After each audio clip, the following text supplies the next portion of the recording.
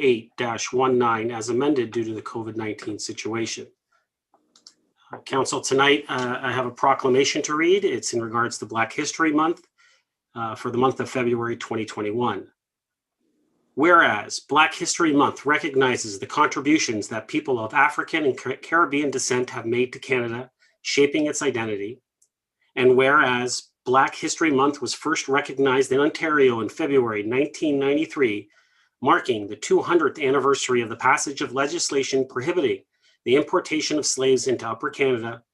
And whereas the United Nations proclaimed 2015 to 2024 the decade of people of African descent, an important step in the international community recognizing that people of African descent represent a distinct group whose human rights must be promoted and protected.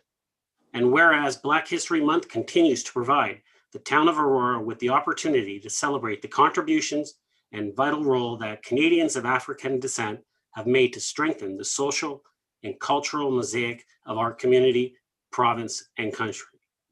Therefore, be it resolved that the Corporation of the Town of Aurora hereby proclaims the month of February 2021 as Black History Month and do commend its thoughtful observance to all citizens of our municipality.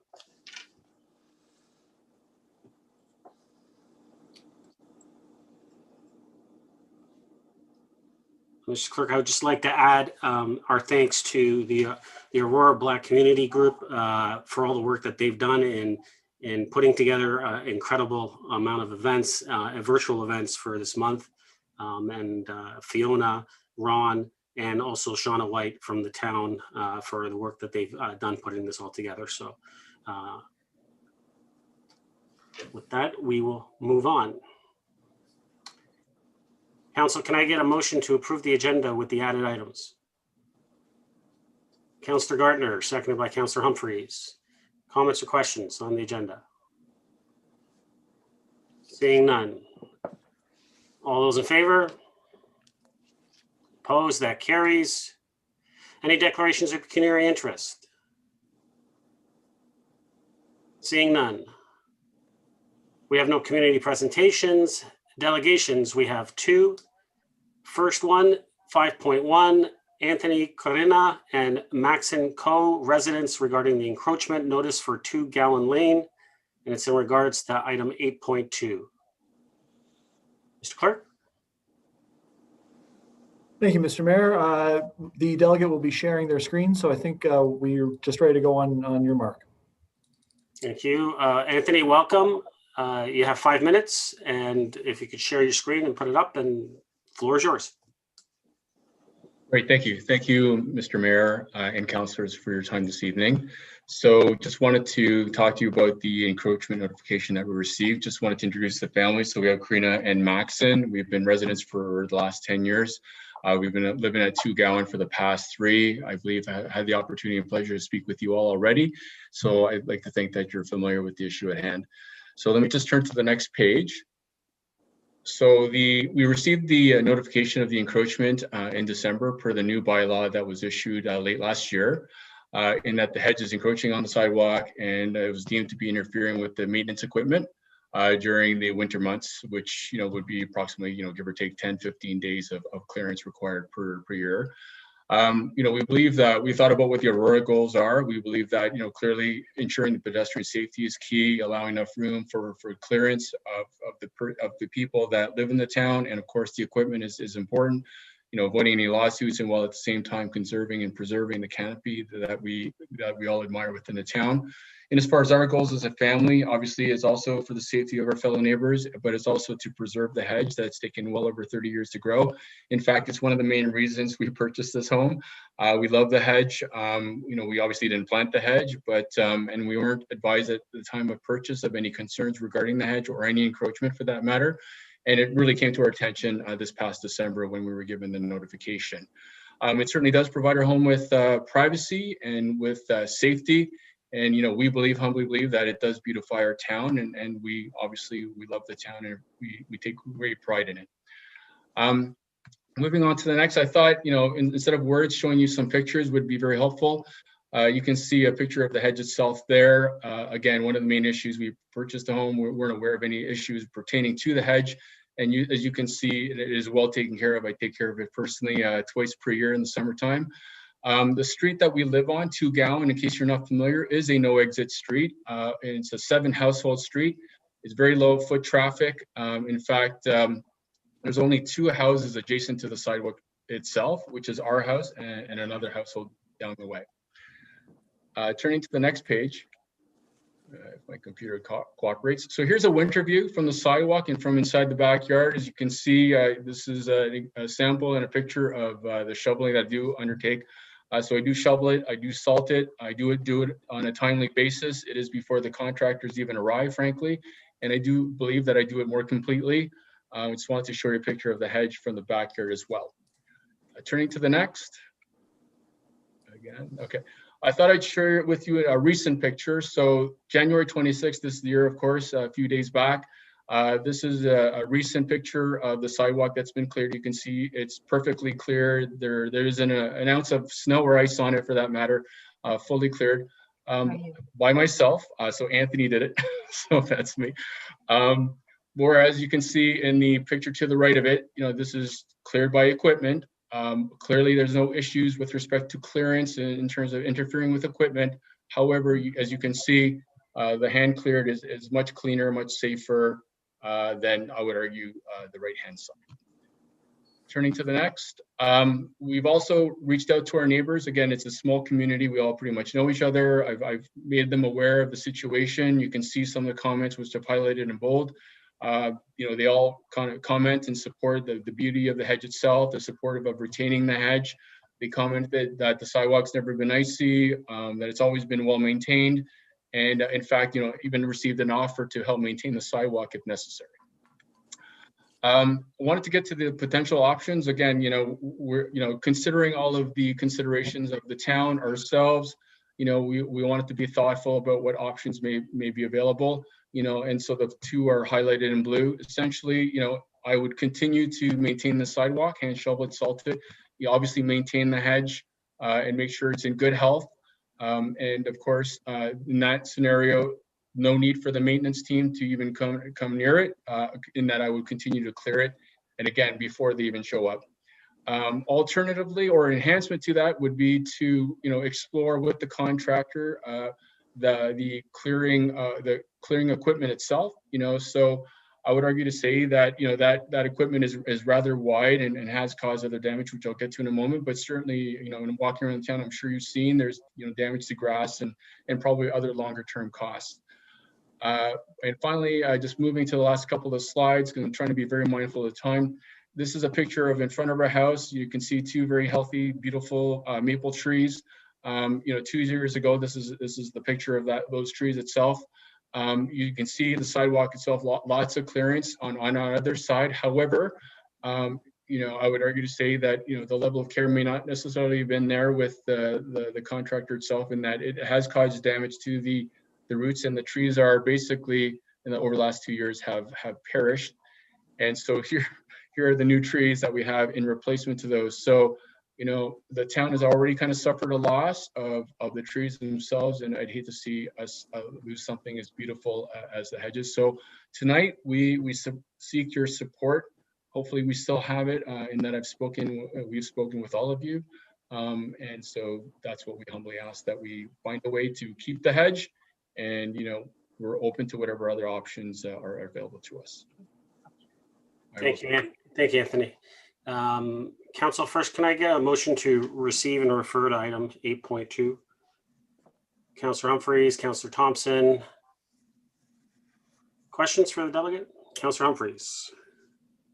Thank you, Mr. Mayor. And I really don't have any questions to ask. I've spoken to the delegate. I just want to thank you very much, Anthony, and to your family for being here tonight. You did a fantastic presentation. You covered every angle that I was going to speak to tonight. And in particular, the sidewalk that goes nowhere. It just goes to front of your house to the next house, and it's a court. So, I'm a little more experienced, but I used to live on Whispering Pines, so go right down the street to your street, and never a problem.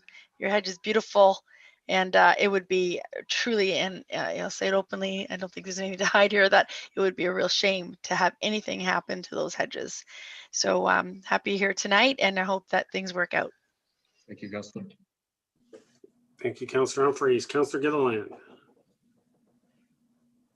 Thank you very much for coming and speaking today, Anthony, and giving us this presentation. I've spoken to you as well.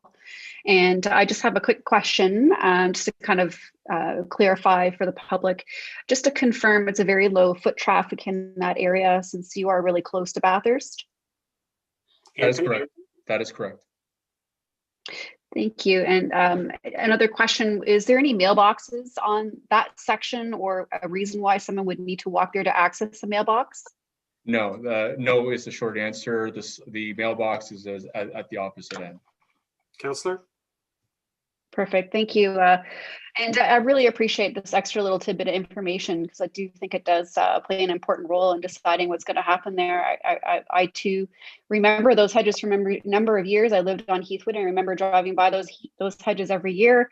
And the previous owners, you know, they really took care in making sure it was wrapped in burlap and well maintained. And obviously you guys have been passed the torch and are doing a stand-up job. So again, I hope everything works out. Thank you very much. Thank you, Councillor. Thank you, Councillor. Councillor Gardner. Thank you, Mr. Mayor. Welcome to the delegates. A couple of questions. What is the width of the sidewalk that's in question here? Anthony? 4 feet feet. wide. 4 feet. Councillor? That's good. That's good because I believe the AODA says we need 3 feet. And that other slide that you showed with the plowed clearing Right. of this, is that in your area? It is. It's on Heathwood Heights. Councillor? Okay. Thank you very much. You're welcome. Thank you. Thank you, Councillor. Councillor Gallo.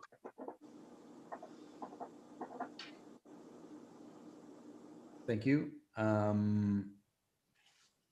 Thanks for coming and delegating and speaking to you in the last little while. Just a quick question. I'm sure you read the staff report.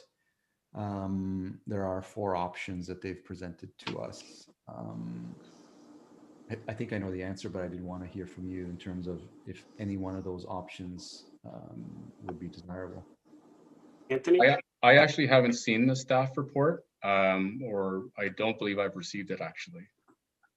Okay, so I'll go quickly through them. The first one is require compliance, which is basically remove the hedge. The second one, relocate the sidewalk, and where the owner, yourself, would pay 100% of that. The third one is to relocate the sidewalk where the town would pay 50% and you would pay 50%. And the fourth one is town take no action, status quo remains. Okay, so I don't want to put you on the spot. I thought maybe you had read it, but no. Anthony? No, I unless I completely missed it, which is quite possible. I've been carefully monitoring my email, and if I missed it, I missed it, but I'm not aware of those options. Having said that, certainly option number 4 is you know, the most, I would say, practical. And then if it really came down to moving the sidewalk and bury, you know, doing the 50-50 or bearing the cost, you know, open to those as well. But I think that's probably more drastic than required. But again, that's just my humble opinion. okay. Councillor? That was it. Thank you. Thanks again. Thank you. Thank you, Councillor. Thank you. Councillor Kim?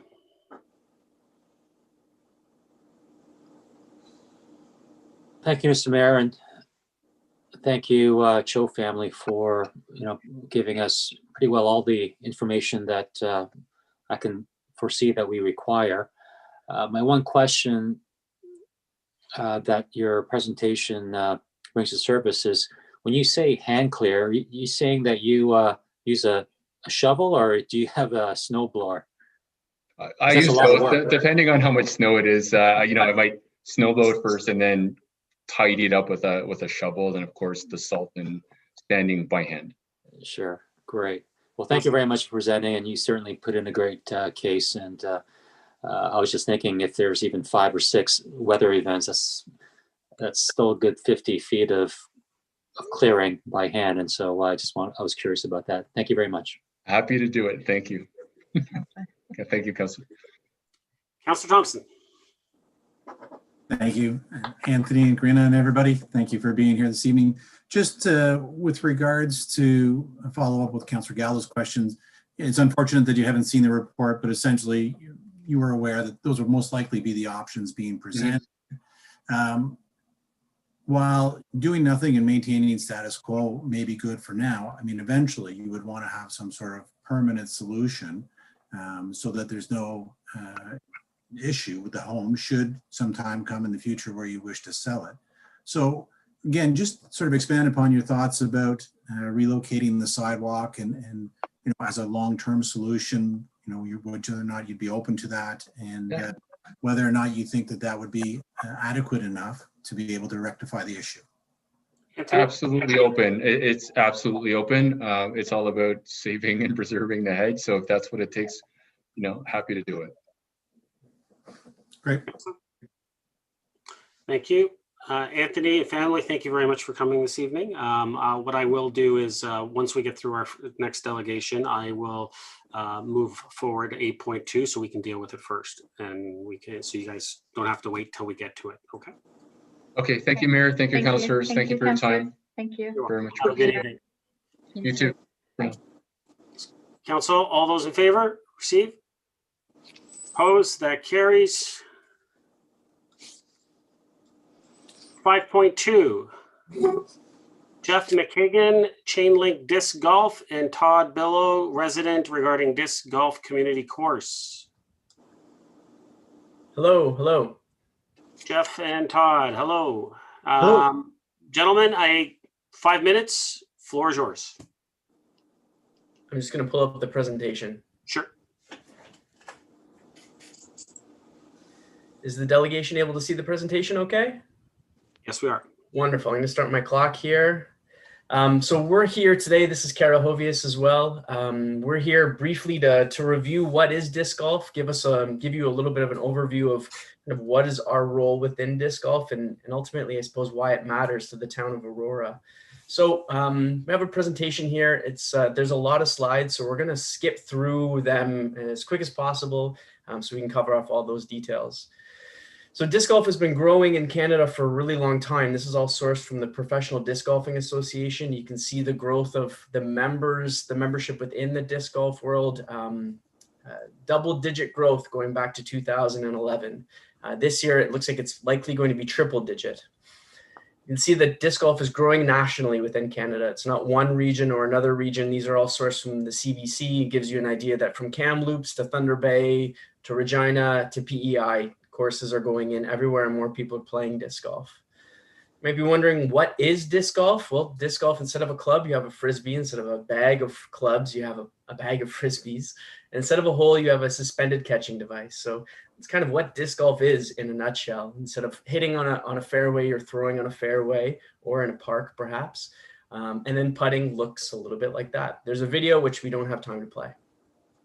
What are the benefits of disc golf? This is the reason why it's growing so much. You can play it in the summer, you can play it in the winter. People even play it, believe it or not, in the middle of the night.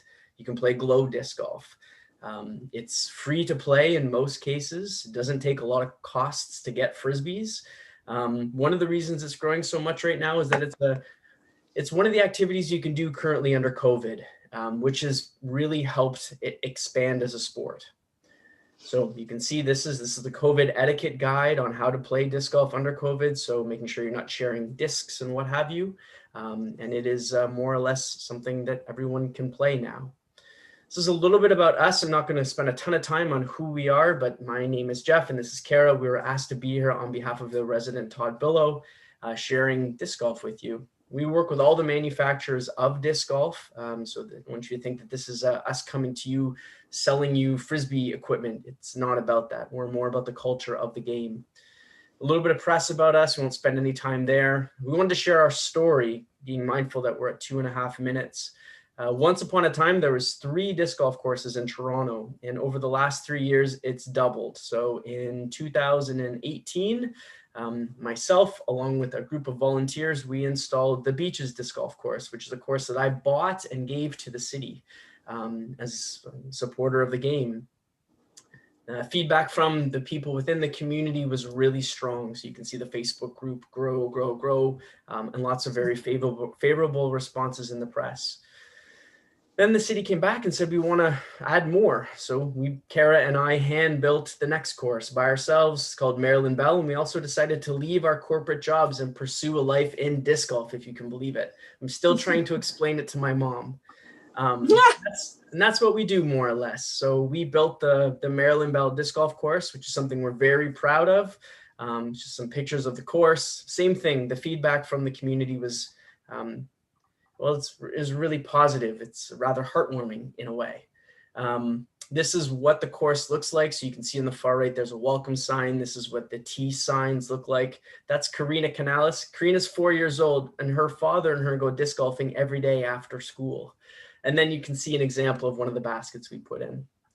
Feedback from the city of Toronto was really positive. The Survey Monkey that we did, all very positive feedback from the city. So positive, in fact, that on November 28th, we installed our 3rd course in the city and the city's 6th course. This is called Scarlet Woods Disc Golf Course. You can see it was COVID focused everywhere. COVID safety protocols were put in place. One of the things we were most proud of is it was launched by the mayor. The mayor of Toronto launched it on November 28th on his YouTube address. And the feedback again from the community was raving. We've had really, really positive notes. The first weekend, there was 8 emails that we were CC'd to the mayor.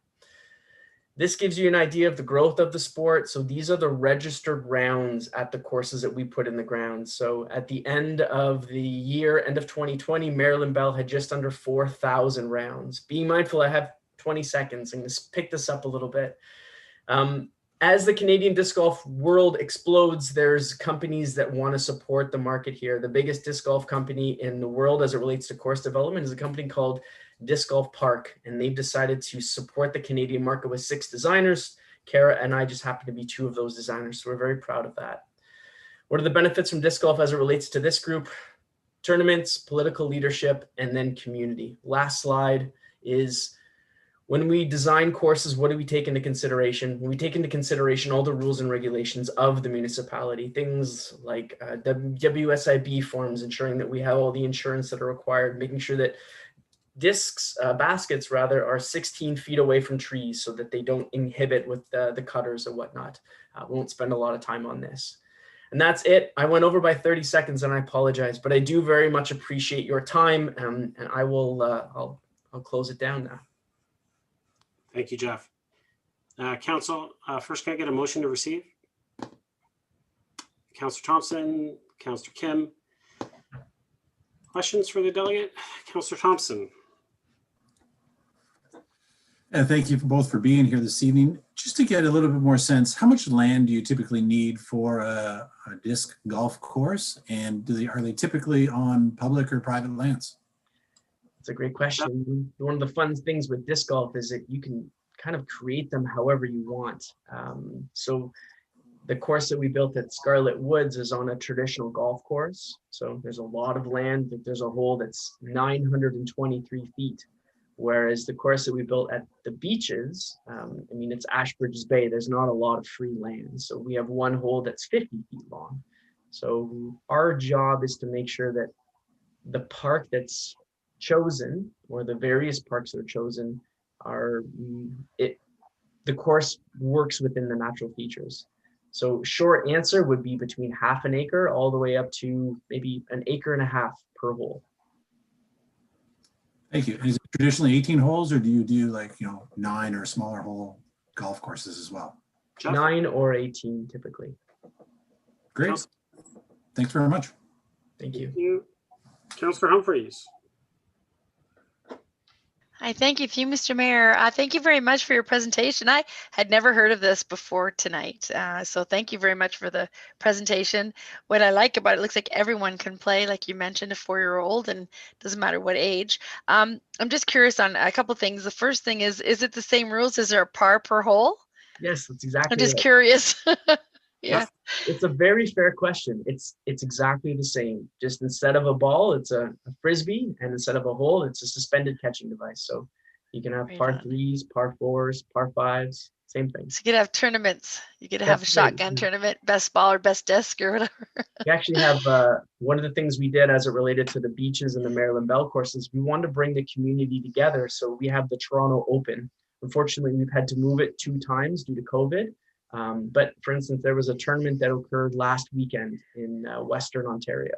All the COVID protocols were taken into consideration. There's a lot of digital scoring involved, not an actual hand scoring. And that's how we're able to source all the data as it relates to rounds played. So it's all the same spirit as of traditional golf, but in a frisbee Right. form. Yeah, no, I love it. Through you, Mr. Mayor, I think this is great, and we're trying to find things for residents to do, especially in this time where we're sort of stuck in the house. We want people to get out, and here's another activity that you can stay safely away from people and be able to participate during these times, and then during regular times. So very exciting. I love it. I love the thought of it, and I guess through Mr. Mayor, we'll have to see if we can continue some of the efforts, perhaps where staff can get engaged and understand what this means and what we can somehow potentially utilize here in Aurora. So thank you very much. I really appreciate the presentation. Thank you. Thank you, Councillor.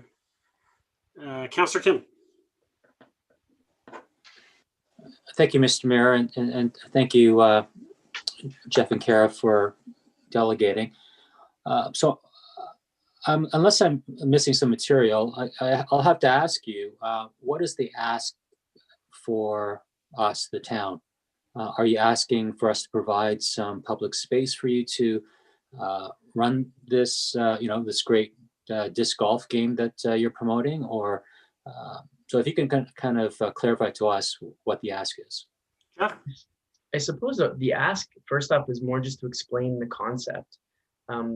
The concept itself is that something like this be an asset to the city, in the sense of we're not asking you to give us the land and we have the course. Like, this would be something that you guys would do. It would be like the city of Toronto, for instance, they reference now on toronto.ca, they reference disc golf. You can pick the different courses, it gives you maps on how to get to them, and they showcase that as another amenity to their citizens. So I suppose the ask is just to showcase the game, and if this is something that you'd be interested in, we would love to work with you on building this into your active strategy for your constituents. Councillor?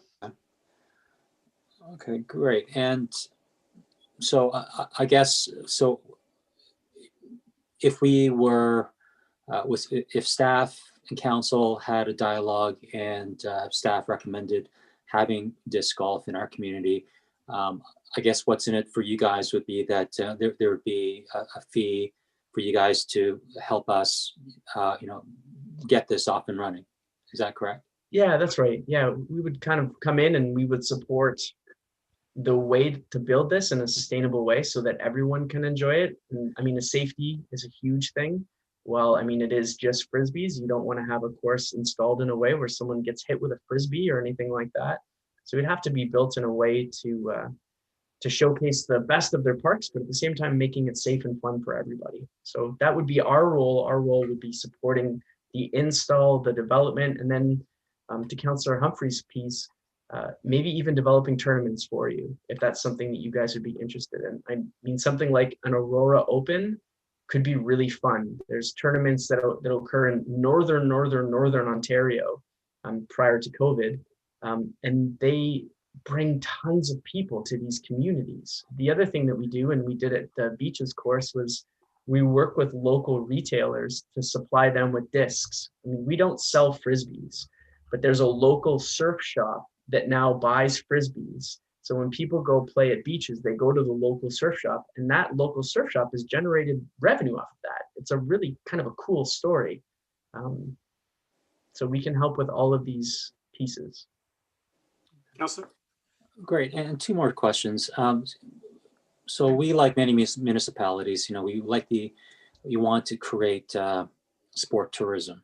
And certainly this could be something in terms of family recreation and even amateur professional play. Have any other municipalities, organizations conducted a more large-scale tournament where you have teams from other regions gathering around one municipality for such a tournament play? Absolutely. There are provincial championships, there's national championships, there's clubs, there's a myriad of different groups. You saw in the second slide, I think it was, the PDJ, that's the governing body of disc golf. And we're very fortunate that we have a very strong relationship with the PDJ, which is how we're able to source all that data. And they support a lot of our endeavors. They also support our tournaments and the various tournaments that we work in. I guess work is the wrong term, volunteer. And Kara is a PDGA certified tournament director, and she is going to be the tournament director in 2 A-tier PDGA events this year. So that's where we can provide more insight into that. And Todd Billo, his insight into tournaments is very strong, and he's a local Aurora resident. So I'm sure that he will volunteer all weekend, every weekend, to support any disc golf events that you guys might have. Okay. Counselor? Thank you. And lastly, do you have left-handed discs? We do. Great. Thank you very much. Thank you. Great question. Thank you, Counselor. Counselor Gallo? Thank you, and thanks for the presentation. It's always great to hear new ideas, and I'm very new to this as well. My question was along Councillor Kim's question was what is your ask? And I think you explained that. Have you, through you, Mr. Mayor, have you contacted staff and given this presentation to them, particularly Ms. McDougall, or I'm trying to figure out what the next steps is so it doesn't just sit here and nothing else happens. Jeff?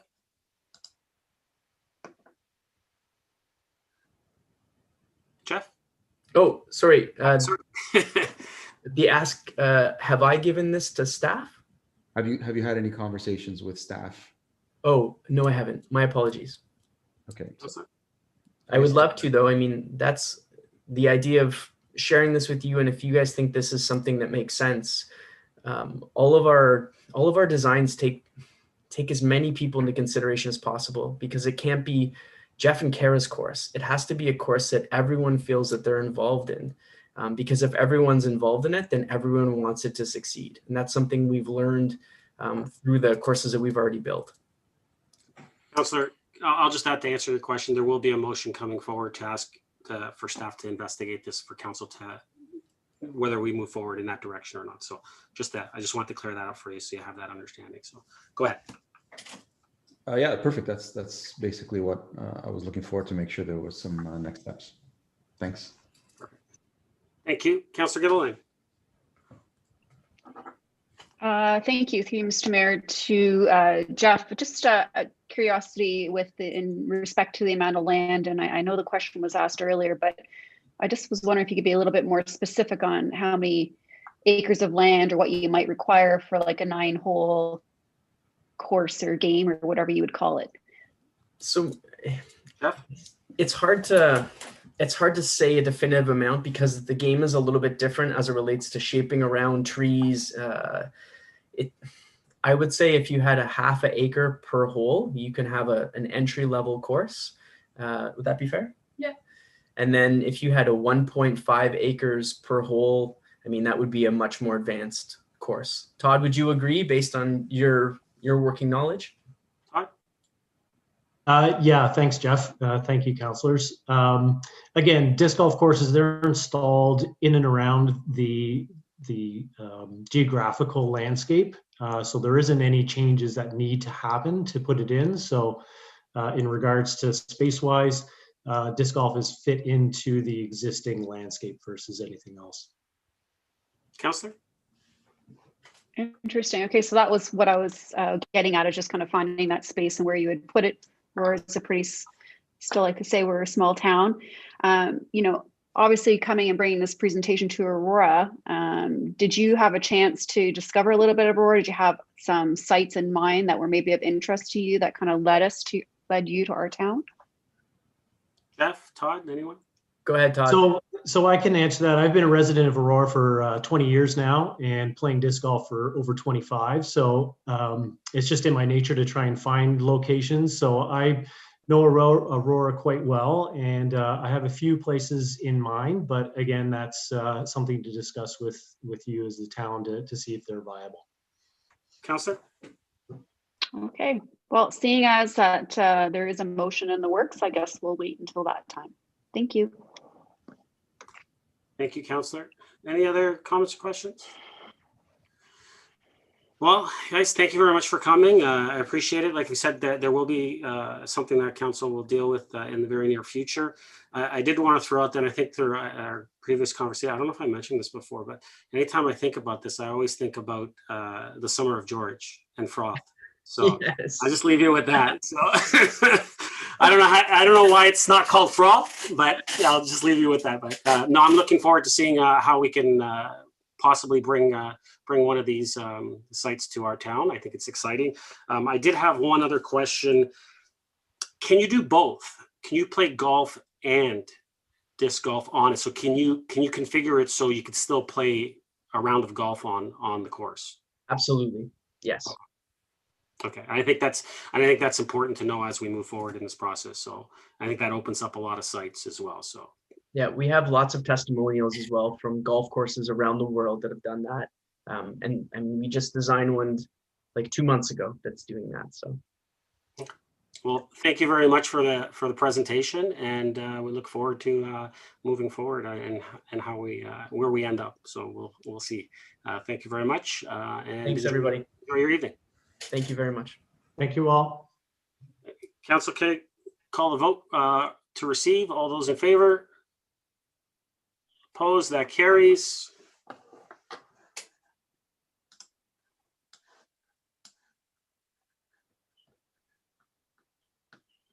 All right, next up we have consent agenda, no items. Advisory committee meetings, no items. Oh, sorry, we had one. 7.1, Finance Advisory Committee meeting minutes. Any comments or questions on that, or can I get a motion to approve the Finance Advisory Committee meeting minutes? Councillor Gardner, seconded by Councillor Kim. Call the vote. All those in favor? Opposed? That carries. Items requiring discussion. Council, I'm going to move 8.2 forward unless there's any objections. Seeing none. Okay, so we'll move to 8.2, encroachments onto municipal lands at 50 Pineneedle Drive and 2 Gowan Lane, Aurora. 1, that report number OPS 21-004 be received. 2, that the encroachment be removed at 50 Pineneedle Drive, Aurora, in accordance with bylaw number 6288-20, being a bylaw to regulate occupancy, fouling, construction, and encroachments on highways. 3, that the encroachment be removed at 2 Gowan Lane, Aurora, in accordance with bylaw number 6288-20, being a bylaw to regulate occupancy, fouling, construction, and encroachments on highways. Council, I would suggest at this time that we just receive it and then give direction after discussion. Would someone like to move to receive it so we can put it on the floor? Councillor Gardner, seconded by Councillor Humphreys. Comments or questions? Councillor Humphreys. Thank you, Mr. Mayor. Thank you so much. So we've heard a lot about the situation, and from my perspective, these hedges have been up for over 40 years. They've caused no issues over 40 years. There's a complaint from the sidewalk clearance perspective. Maybe the branches were getting in their way, I'm not sure. But, you know, I've personally, again, I lived there for 10 years, and this is nothing but a beautiful showcase at a corner lot that adds to the environment. I don't see any risk of anything. As far as I'm concerned, I like to accept, for me, option 4. I don't think anything needs to be done here. I don't think we need to spend any money. I'm not worried about any issues. Nothing's occurred. And yes, we've got a bylaw, but that's why sometimes not one shoe fits all. We have to be very careful when it doesn't make sense. But this makes sense to leave it the way it is. I don't think we need to do a thing. I think bylaw had to do what they had to do relative to the complaint they received from the our vendor, our outsourced sidewalk clearance people. But I don't feel we need to do a thing on this thing. That's my personal opinion. But through you, Mr. Mayor, if we leave it at that,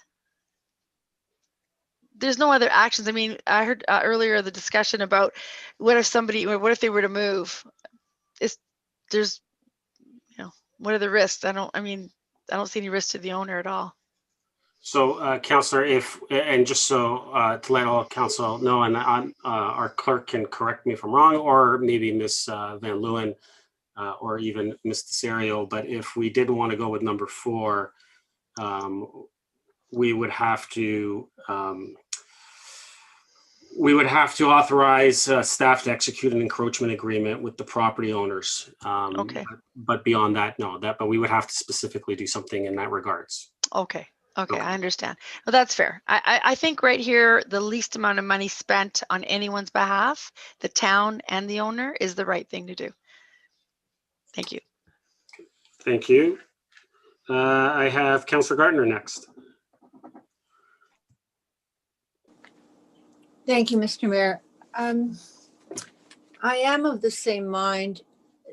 The sidewalk is wide enough. The problem is, I guess, that the sidewalk plows that we use are too wide. So is it standard throughout the town that it must be a 4-foot blade that's used? Is it used everywhere throughout the town now? Through you, Mr. Mayor, to someone? Mr. Downey?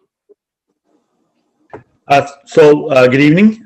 So through you, Mr. Mayor, we use a standard blade in all areas. So this area is the same as every other area within the town. Councillor?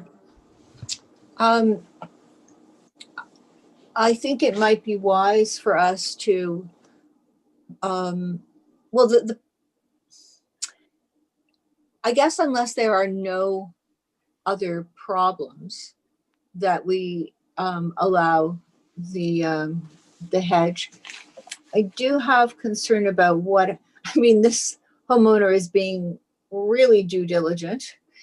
I'm not sure what would happen with a next owner. If a next owner is not going to take care of the hedge, the sidewalk, the way this owner is, then what kind of a position does that put us in?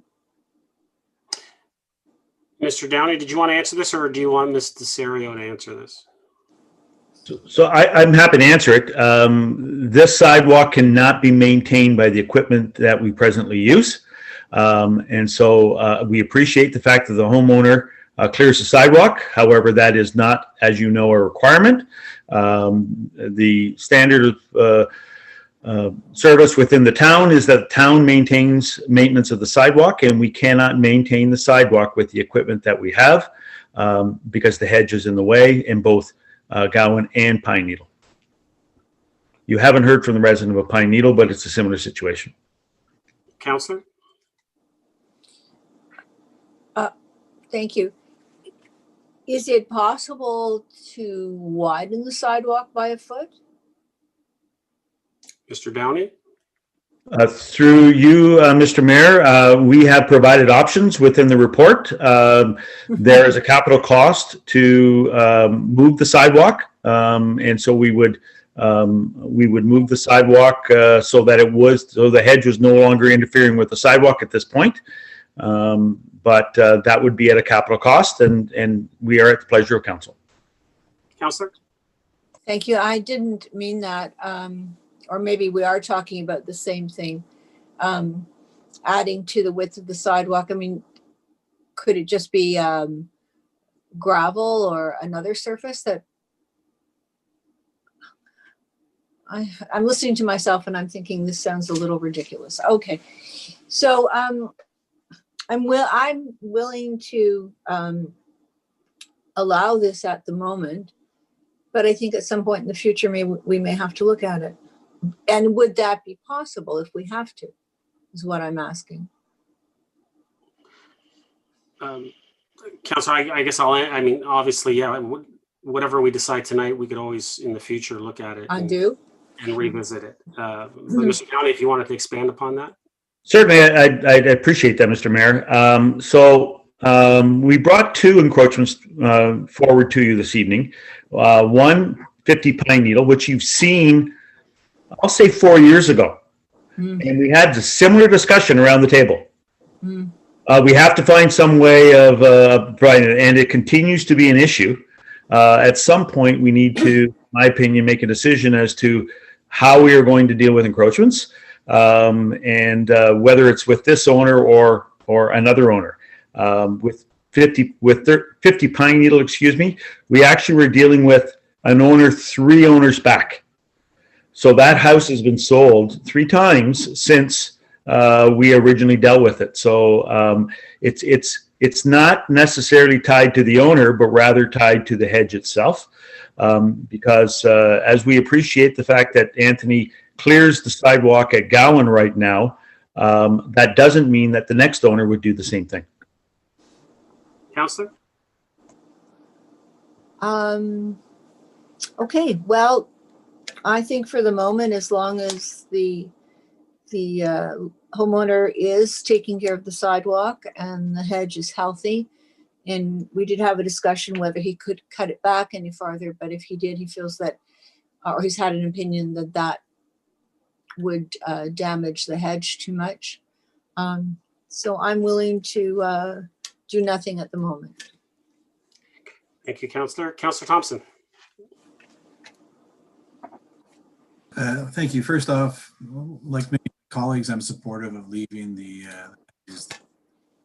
option 4. But I do want to touch upon the encroachment agreements and why it wasn't really referenced within the report. As Mr. Downey noted, this issue was before us in May of 2015, and that report primarily dealt with the request for an encroachment agreement and spoke to that agreement as well. So I guess, my first question through you to either Ms. Desario or Mr. Downey is, why is there nothing in this report in terms of talking about entering into an encroachment agreement, especially if option 4 was picked?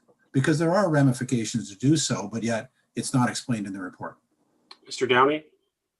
So through you, Mr. Mayor, the encroachment agreement portion of the bylaw deals with encroachments that do not cause any concern with regards to the operations of the corporation for whatever reason, whether that be a sight line or maintenance. The reason that encroachment agreements are not being presented to you this evening is because the agreement would be contrary to the intent of the bylaw, which is to remove encroachments that interfere with the ongoing operations or sight lines within the corporation. So entering into an encroachment agreement on something that is not in the interest of the municipality, in our opinion, it would not be the proper course. Councillor? Thank you. I mean, I certainly hear what staff are saying, but council is leaning towards the direction of do nothing and trying to find a way to preserve these hedges. But I'd like to find a way that preserves the hedges for more of a long-term period. At this point in time, it's subject to the whim of council. This council may be sympathetic and choose not to do anything, but 2 years from now or in future, the viewpoint might be different, and that doesn't necessarily serve the residents well. So while for today, we're talking about a do-nothing approach, I would like us to somehow figure out more of a long-term solution. And since in 2015, we talked about encroachment agreements for the Pineneedle hedges. I thought that perhaps we could revisit that for this one or some other suitable long-term solution, because as we saw with Pineneedle, it just keeps coming up and up and up again. And I think it would be good for the homeowners to find a permanent solution, one that's more long lasting than just coming to council and hoping that they have a sympathetic ear. So I guess through you to Mr. Serio, is it possible to do an encroachment agreement on the hedge? Not whether it's a good thing or a bad thing. Is it possible? Mr. Serio? Thank you. Through you, Mr. Mayor. Yes, it is possible, but then I'm of the opinion always that anything is possible. And we would add the appropriate clauses in terms of maintenance provisions, inspection provisions, insurance requirements, and indemnity. And the hope will be that it minimizes the town's risk, but I have not been able to find any case law to support it. But quite frankly, if we are going to do nothing, if that is what council would like to do, then I do recommend that at least we enter into an encroachment agreement, because it would be better than nothing. Councillor? Agreed. And would this encroachment agreement go with the owners or with the house, or, is it transferable? Mr. Serio? Thank you. Through you, Mr. Mayor. No, encroachment agreements are not transferable. They are registered. They may be registered on title, but what happens is that a future owner would see that it's registered on title. They would then have to contact the town to enter into a new encroachment agreement with the town. And if at that time they do not want to enter into an agreement, then we can force them to remove the encroachment. Councillor? Thank you. Certainly, I'm supportive of option 4, but I do think that this council should give some thought of a way to work with the residents to find a long-term solution that helps preserve the hedge for future generations. Thank you. Thank you, Councillor. Councillor Gilliland? Thank you, Mr. Mayor. Councillor Thompson was asking the exact same question, so I'm not going to repeat that, because the encroachment, I was kind of confused as well, since I wasn't on council in 2015, but knew I had come to council at some point. But I guess I had a question. I guess it's a little, I don't want to say it's off topic, but I do notice we have a lot of retaining walls in town and very narrow sidewalks. So I'm just wondering, what do we do in those circumstances when we're clearing those sidewalks, when these retaining walls are right up against the side? Like, I'm just trying to compare the way operations works. Mr. Downey? So through you, Mr. Mayor, as it says in the report, the province has actually mandated what they feel a safe distance away from the edge of the sidewalk, which is 40 centimeters. However, that's not always the case. And we aren't out looking for issues related to the provincial standards necessarily, but if there's a retaining wall up against the edge of the sidewalk, it's still maintaining the full width of the sidewalk. The issue with the hedge is it actually reduces the full width of the sidewalk, which means that we cannot maintain that width, and that's where the concern is. So as Councillor Humphrey said, this was not an issue 10 years ago. The hedge wasn't a problem. At some point, it will become a problem. There are hedges right now that are of no issue to us whatsoever. However, 10 years from now will be an issue for us, because they will start growing out over the sidewalk. So at some point, they become an issue for maintenance of our infrastructure. And if we can't maintain the infrastructure, we cannot fulfill our service obligations to you or the residents of Aurora, and that's what our concern is. Councillor? Thank you. So I hear what you're saying, and I do agree with Councillor Humphreys that these are two outlier situations, and these are very well established hedges, and obviously previous owners have bought 50 Pineneedle because they like the hedge. That is obviously adds a lot of value to the property. And it's unfortunate that we're sitting here today. But if they're actually maintaining it, as Gowan Lane had demonstrated, the width of that sidewalk's pretty clear as far as that 4 feet is concerned based on those photographs. I can't speak to 50 Pineneedle. I don't really have any accurate photos of that today. Perhaps there's some more education and awareness that we need to express to our residents when it comes to planting these cedars for down the road. So yeah, 30 years from now, it might be a problem. So we need to obviously address that. But I personally wouldn't want to see these hedges being removed. I think if we can work with the owners and come across an agreement that works and it's good for the residents and the town at the time, that's something we can work with. But let's try to avoid it happening even further down the road. Education. So at this time, I would be happy with option 4, but obviously within that option 4, I would want whoever's going to put on the floor to amend to actually add that encroachment agreement. Thank you, Councillor. Councillor Gallo?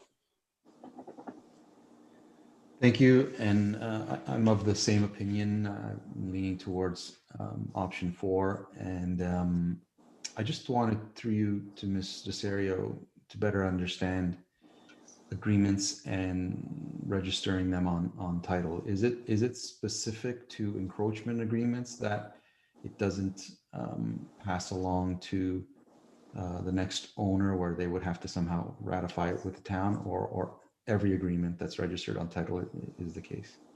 Ms. Desario? Thank you. Through you, Mr. Mayor.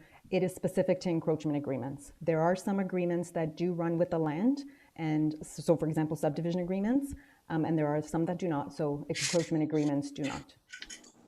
Sir? So do we have to have an encroachment agreement with these residents, or could we not have some other type of agreement where it's registered on title and in perpetuity they would have to maintain whatever's within the guideline or whatever's within those agreements? Ms. Desario? Through you, Mr. Mayor. So not all agreements can be registered on title. The Land Titles Office is very specific as to what can be registered on title, and something that you're suggesting almost sounds like a maintenance agreement that wouldn't be able to be registered on title. But an encroachment agreement definitely can be registered. So that's why we're opting for a encroachment agreement. Councillor? Okay. I'll show you something offline that in the town that's currently existing that's similar to what I'm describing, and maybe we can take a look at it and see how that's being handled. But I agree with this. I don't think the residents would have an issue signing an agreement, and if we could make it so that it's registered on title in perpetuity, I think that's the best solution. Thank you. Councillor Kemp? Thank you, Mr. Mayor. With regards to encroachments, we know, and it's been said that there's 2 types of encroachments. One is for maintenance issues. One is for sightline. And so sightline meaning there's a safety issue because cars and pedestrians don't have the sightline. They can't see each other. So I think we need to divide these encroachments into those 2 categories. And certainly if there's a sightline issue, we can't just say, let's do option 4, carte blanche, and leave that alone and punt it for another day. If it is for maintenance issues, my one question through you, Mr. Mayor, to Mr. Downey is, what is the degree of damage do these hedges pose to our equipment or the contractor's equipment? Mr. Downey? So through you, Mr. Mayor, I'm not overly concerned about the damage to the equipment. It's just our ability to clear the sidewalks with the equipment that we have. So if this sidewalk is not cleared, so if the equipment cannot pass on the sidewalk to clear the sidewalk, then the sidewalk will not be cleared. If someone then injures themselves on that portion of sidewalk, because we were not able to maintain it with the equipment that is provided, then potentially the town could be liable. Councillor? And thank you. And I don't think option 4, the way it's written, is satisfactory to me. I mean, doing nothing is not an option because we did nothing 4 years ago. This keeps on coming back. What I propose is that we is an option 5, or we can build it into option 4 in terms of doing nothing right now, but that staff does come back with encroachment agreements with both these 2 residents. With Mr. Choe, I mean, he's obviously delegated and he's a great citizen, and he has been since he's lived on the street, maintained the sidewalk. And in fact, the pictures have shown, and, residents have stated as well, that it looks like he takes better care of the sidewalk than the contractors. And so the liability seems to be actually minimized by Mr. Choe hand plowing and salting himself. He's doing us a service. And so I don't think he would be disagreeable in signing an encroachment agreement with us, the town, and will continue to do so. And, staff can, after a weather event, can do a spot check to see, if it's, still measures up, and we'll continue to enjoy the hedge, and that will be the status quo. But in terms of Pineneedle, I think that's a different story. Through you, Mr. Mayor, to Mr. Downey, have we heard from the new owners of Pineneedle? Like, what is their attitude, and are they willing to, say, early November, cut back the hedge by, I think, 40 centimeters? The provincial minimum seems excessive. I don't think that's necessary, but even 10, 15 centimeters would be sufficient space for the sidewalk to be cleared early winter, late fall. Do you know if the owner of Pineneedle is as amicable as Mr. Choe on Gowan? Mr. Downey? So through you, Mr. Mayor, we have been in contact with the owner of Pineneedle, I'll say 4 or 5 times, and have strongly recommended that he come forward and delegate this evening. However, he chose not to. And so we said that whatever decision was made by council would be in the absence of hearing anything from the resident or the owner of 50 Pineneedle. With regards to the hedge at 50 Pineneedle is not near the quality of the hedge that on Gowan, but they both encroach into the sidewalk. But the resident has not indicated one way or the other as to whether or not they are willing to enter into an encroachment agreement. We strongly recommended, and I mean strongly recommended, they come forward and delegate this evening so that you could ask them questions and gain some insight as to what they were willing to do. However, they chose not to delegate. Councillor? Thank you. And, with that, I think every hedge, every corner, there's no snowflake that's identical, and I believe it's similar to encroachments. And so I think for Pineneedle, it would make sense to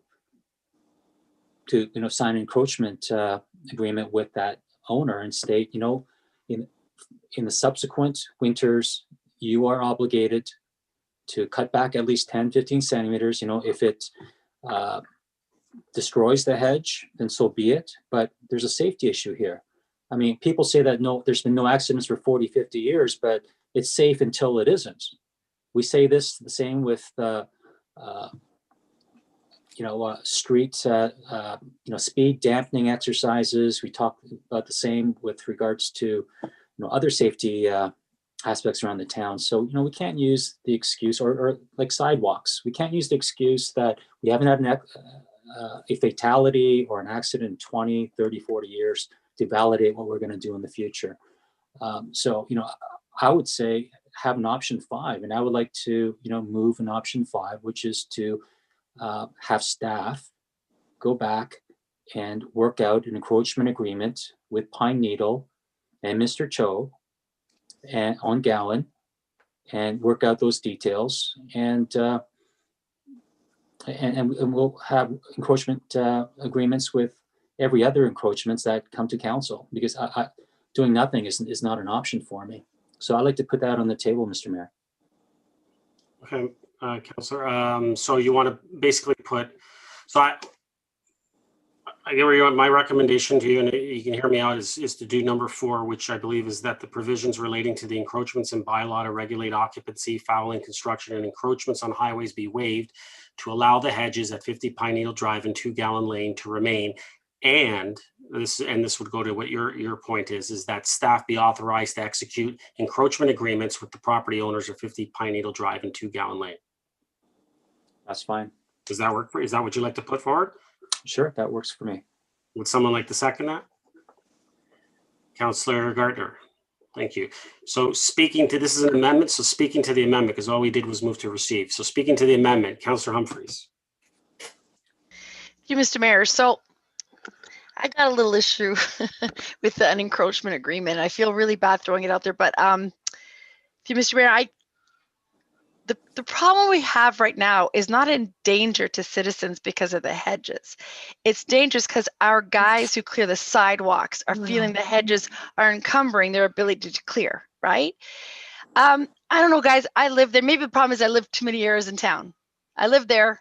I don't know why they have a problem of not rolling over the lawn over there like they roll over everywhere else. Sorry, Al, Mr. Downey. I know you've done a better job, but they don't have a problem encroaching on everyone else's lawn. But somehow here, they're worried about a beautiful hedge and they can't go near the lawn and tear it apart. But anyway, I got to calm down. My thing here is that we don't have tools enough to narrowly clean this sidewalk here. That's what I think I'm hearing. The truck is having a problem clearing. And on 40 Pineneedle, I feel exactly the same way. Maybe not as nice a hedge, but I've walked those roads. Unfortunately, I had a little baby walking up and down for 5 years. I never, in the snow, in the daily, it's never been a problem. It's clearing the snow that's the issue. Now, on the south side of town, across on Dunning Avenue, there's a sidewalk that's this big. And there's a tree that juts out into Dunning Avenue that has to have like cobblestone roads. Sorry, I think someone's on mute. But anyway, cobblestone roads that I don't know how they clean that part. So why aren't they complaining about that? And we'll cut the tree down. It's right across the street here at 16 Dunning, across the street. So I don't understand. Like, you know what? Why we're doing this? Why this is before us is the only danger is our guys cannot clean the sidewalk here. And it's because it's a 4-foot driveway. And if honestly, that hedge is so straight, it doesn't go into their faces or into the, I don't know. And honestly, to me, I feel like, you want to do the encroachment, that's fine. I feel like as long as it doesn't cost anybody anything, I don't want these residents to have to clear their sidewalk and mandatory that they do it. I don't think it's fair. I think we're going to have thousands of these. There's encroachments everywhere. We're picking these because they're beautiful, big, and they're prominent, but there's encroachments everywhere. So I don't know. I'm just worried about this, guys. I feel like we just have to find a way to shovel the snow properly in front of these two areas. I said this the same thing 4 years ago, so Mr. Downey knows that. It's probably why nothing happened. I was driving everybody crazy. I just feel there's a way to clear sidewalks when it's a narrower space. There's somehow they do it across the street here.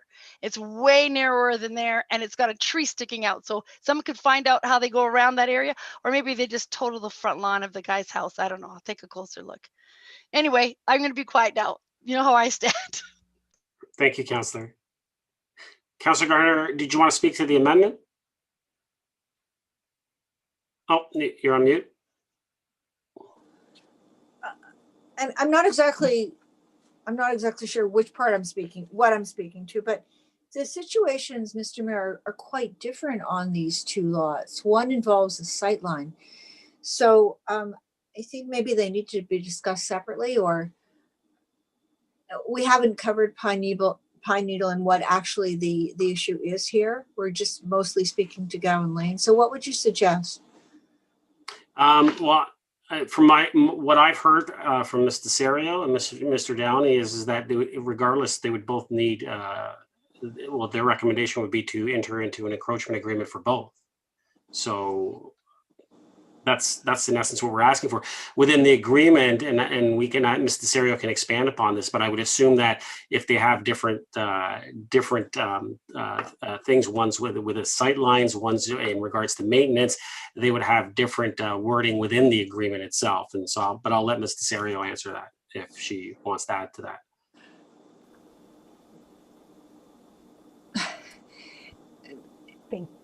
Thank you, Mr. Mayor. Go ahead. Through you, Mr. Mayor. So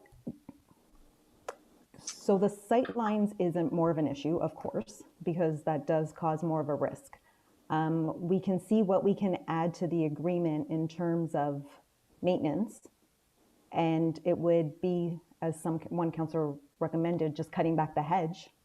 That could potentially assist in the sight lines, but I'm not fully 100% sure of how the sight lines are impacted, but I could work with Mr. Downey or with our traffic consultant and see sorry, our traffic staff person, and see what the issue is, and then try to come up with wording in the agreement to ensure that it's dealt with and not causing a sightline issue.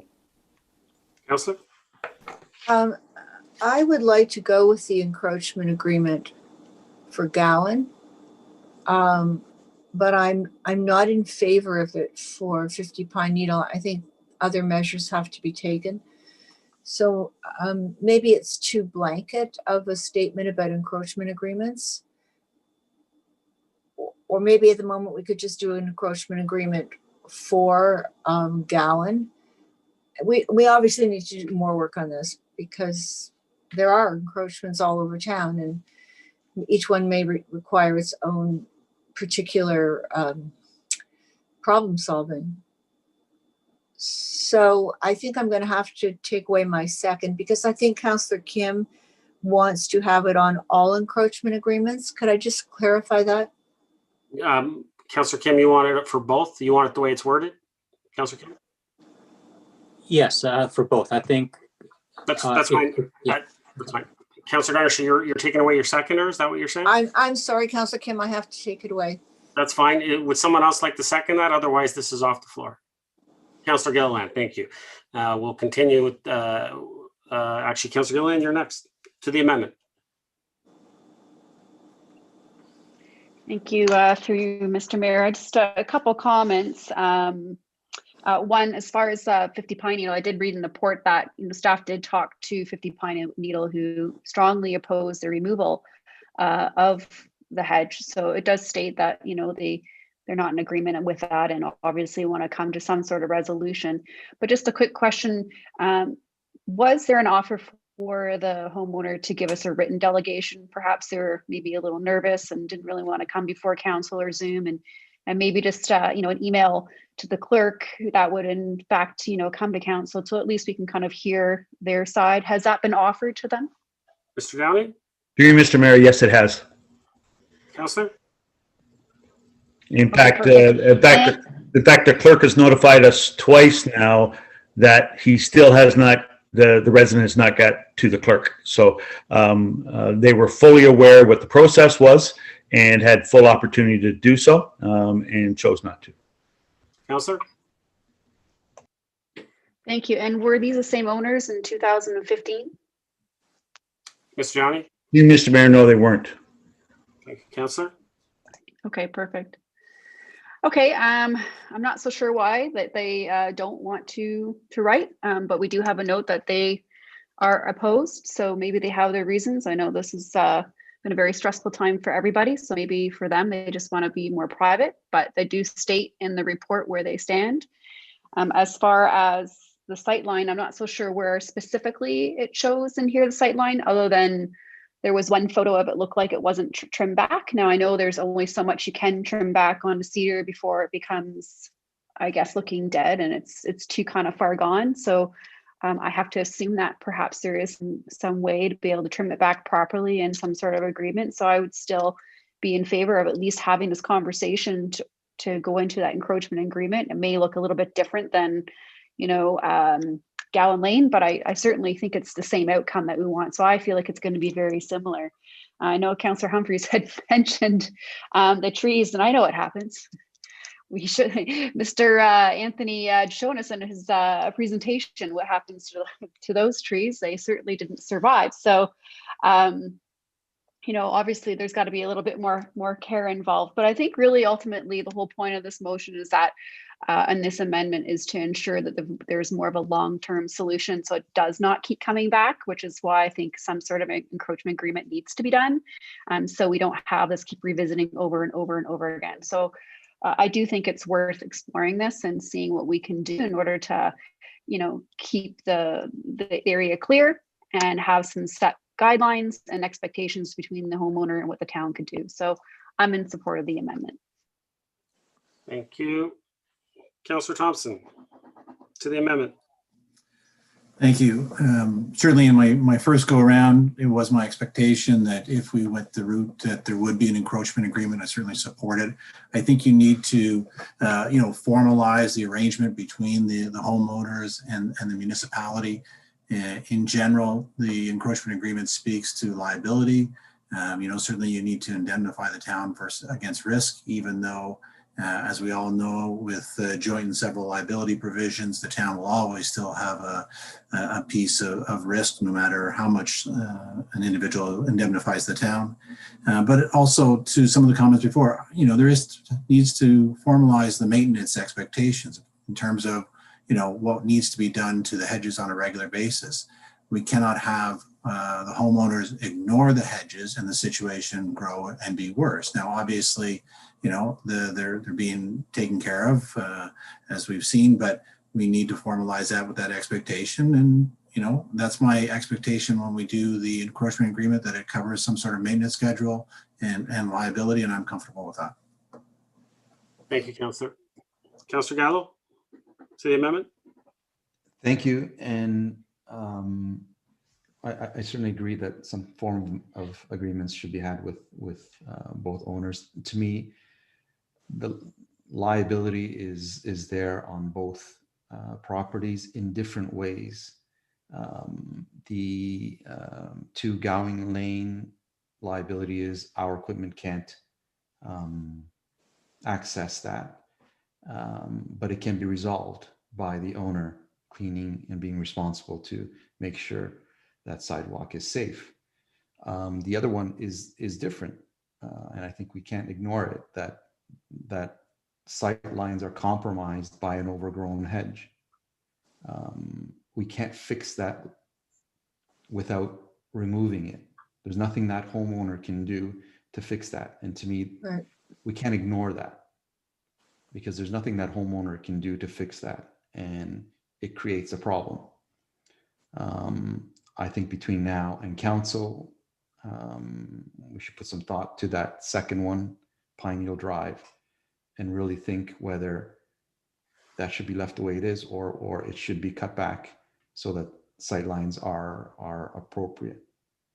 I'm not in favor of leaving something that we know can't be fixed without removing and accepting liability. I think that one is a problem. And we need to put some more thought towards that between now and council to address it properly. And that may very well have to be cut back to the point where the sight line is restored. And an agreement on title isn't going to fix that.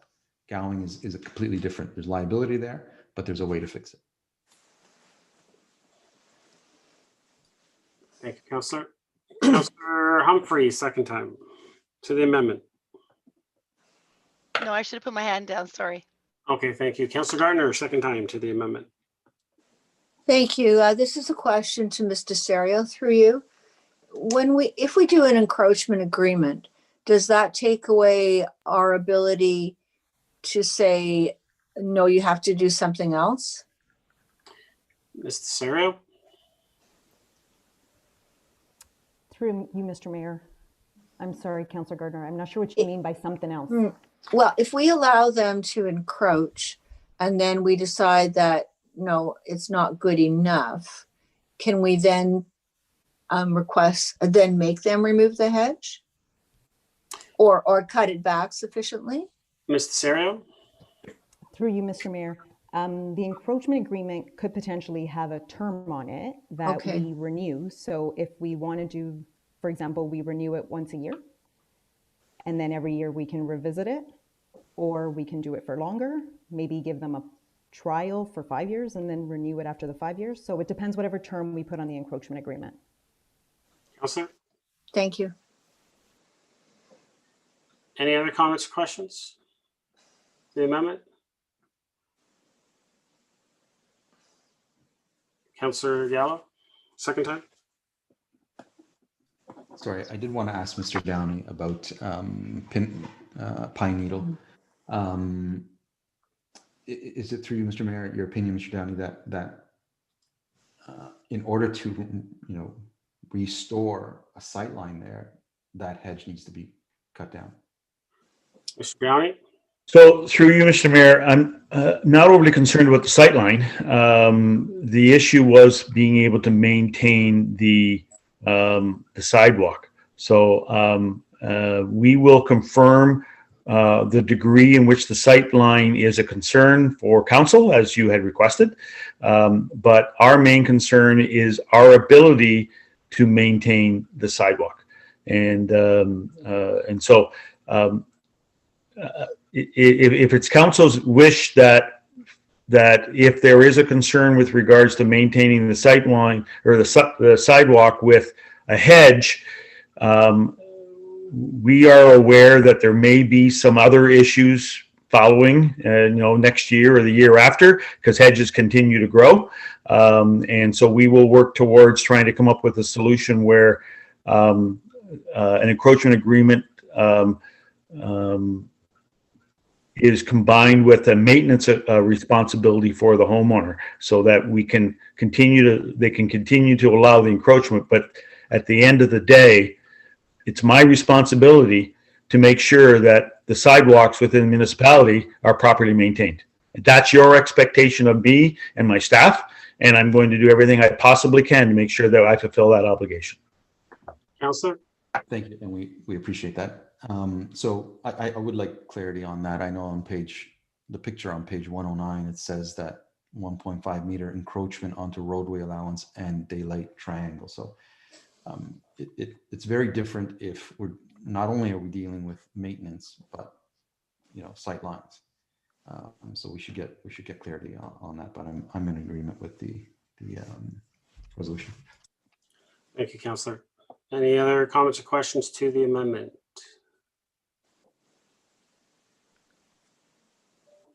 Councillor Humphreys, you putting up your hand? Second time? Go ahead. I'm sorry. I know I said no. Just a quick question through Mr. Mayor to Mr. Downey.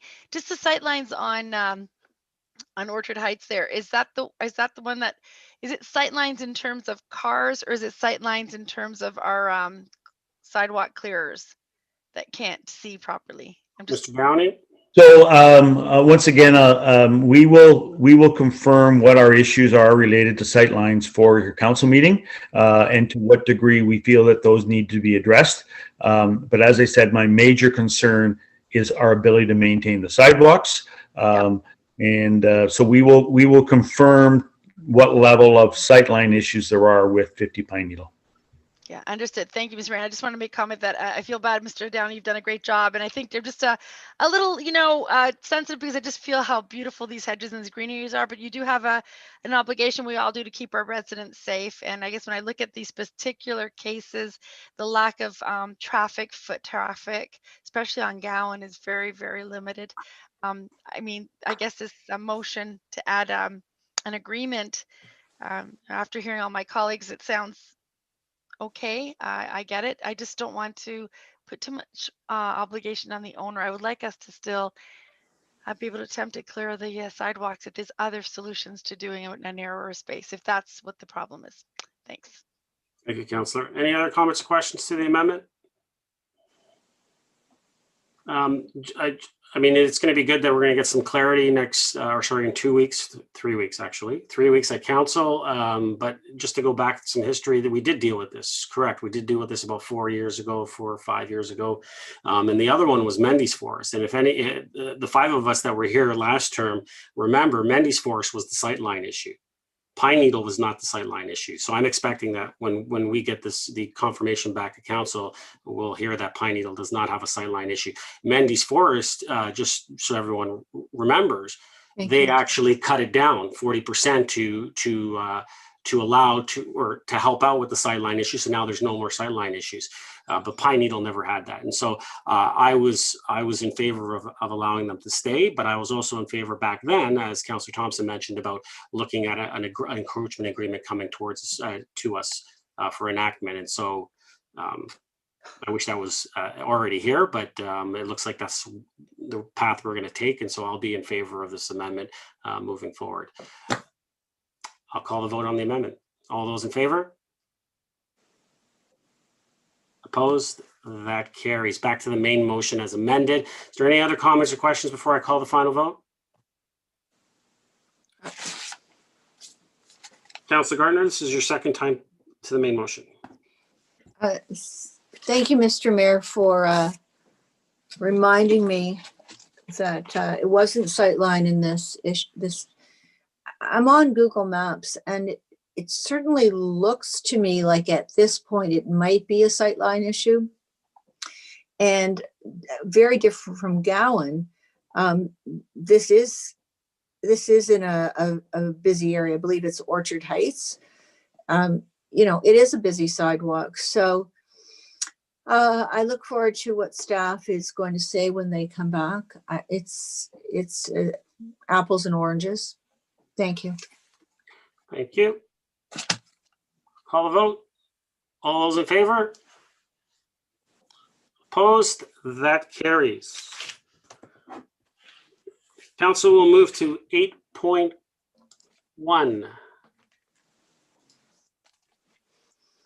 8.1 is community services pricing policy and ability to pay project update and presentation. It's that the report number CMS 21-003 be received, and 2, that staff be directed to proceed with the completion of the policies related to community services program and service pricing and access to recreation. And I know that we have a presentation, and I'm just going to pull up who is actually provided by Anand Desai, Monteith Brown Planning Consultants, and Claire Tucker Reed from Tucker Reed and Associates. Welcome. Yep. Good morning, or good morning. Right. Good evening. My goodness. Thank you very much, Mr. Mayor, members of council. My name is Anand Desai. I'm with Monteith Brown Planning Consultants. With me as well is Claire Tucker Reed. You'll see her on the screen. I will run through the presentation today, and then both Claire and myself can respond to any questions or points of clarification from council. Just so you're aware as well, both Claire and myself, through both our firms, Monteith Brown Planning Consultants and Tucker Reed Associates, we have a long history in working with the town of Aurora, having prepared the master plan, the Parks and Recreation master plans of the past, as well as the sport plan and some other work. So we're happy to be here again. I'm just going to share my screen. In a minute, I will just ask for confirmation that folks can see it. Yep. It's up. It's on? Okay, perfect. And it shows up as the full screen, correct? Yes, it does. Okay, perfect. Excellent. Well, thank you very much. So the recreation user fee and pricing policy and the recreation policy, access policy were initiated earlier, well, I suppose a year ago. Since 2009, the Community Services Department has been guided by a pricing policy, and in January of last year, January 2020, the town initiated a review of that policy, given it's now over 10 years old. At the same time, the town also initiated work to prepare a recreation access policy that specifically focuses on how to help Aurora residents that are experiencing low income to overcome financial barriers in the recreation system. The intent of both policies is to provide an updated framework for the Community Services Department, really to guide how it sets the pricing of its programs and services. As an overarching framework, the user fee and pricing policy articulates principles such as desired levels of cost recovery, fiscal sustainability, and equity. However, it is important to note that the policy does not set specific rates. Those rates are established and specified through the town's rates and fees bylaw. The policy development process has spanned a little more than a year. It was initiated shortly before the first wave of the COVID-19 pandemic, which affected the timing of certain tasks, but we were able to make adjustments over the course of the project, including shifts to virtual meetings. The general public and community partners were engaged at all stages of the planning process. Early on, a reference group of Aurora residents was formed to act as a sounding board and to vet draft concepts and policies. And we also held a focus group with service providers and representatives of residents experiencing low income. The draft policies were also tested using a community survey available to anybody wishing to complete it, and it was posted on the town's new Engage Aurora consultation platform. In addition, the draft policies were presented to the Community Advisory Committee and the Finance Committee prior to us coming forward today to council. By engaging residents, stakeholders, and partners from start to end, we believe that strong support for the two policies and their underlying principles have been attained. Expanding on the consultations, there were a number of themes that, in conjunction with the findings from research and benchmarking, helped to shape the two policies. The following themes emerged out of the consultations: that rates and fees should consider the town's cost to provide them, that fees should be fair, and that the lowest levels of cost recovery should be highest, or in other words, fees should be the lowest for programs that benefit the most number of Aurora residents.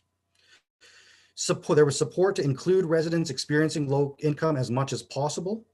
Through the consultations, we found that people want policies that are easy to understand, and they support working with like-minded partners to share resources and maximize the number of residents that are participating in recreation.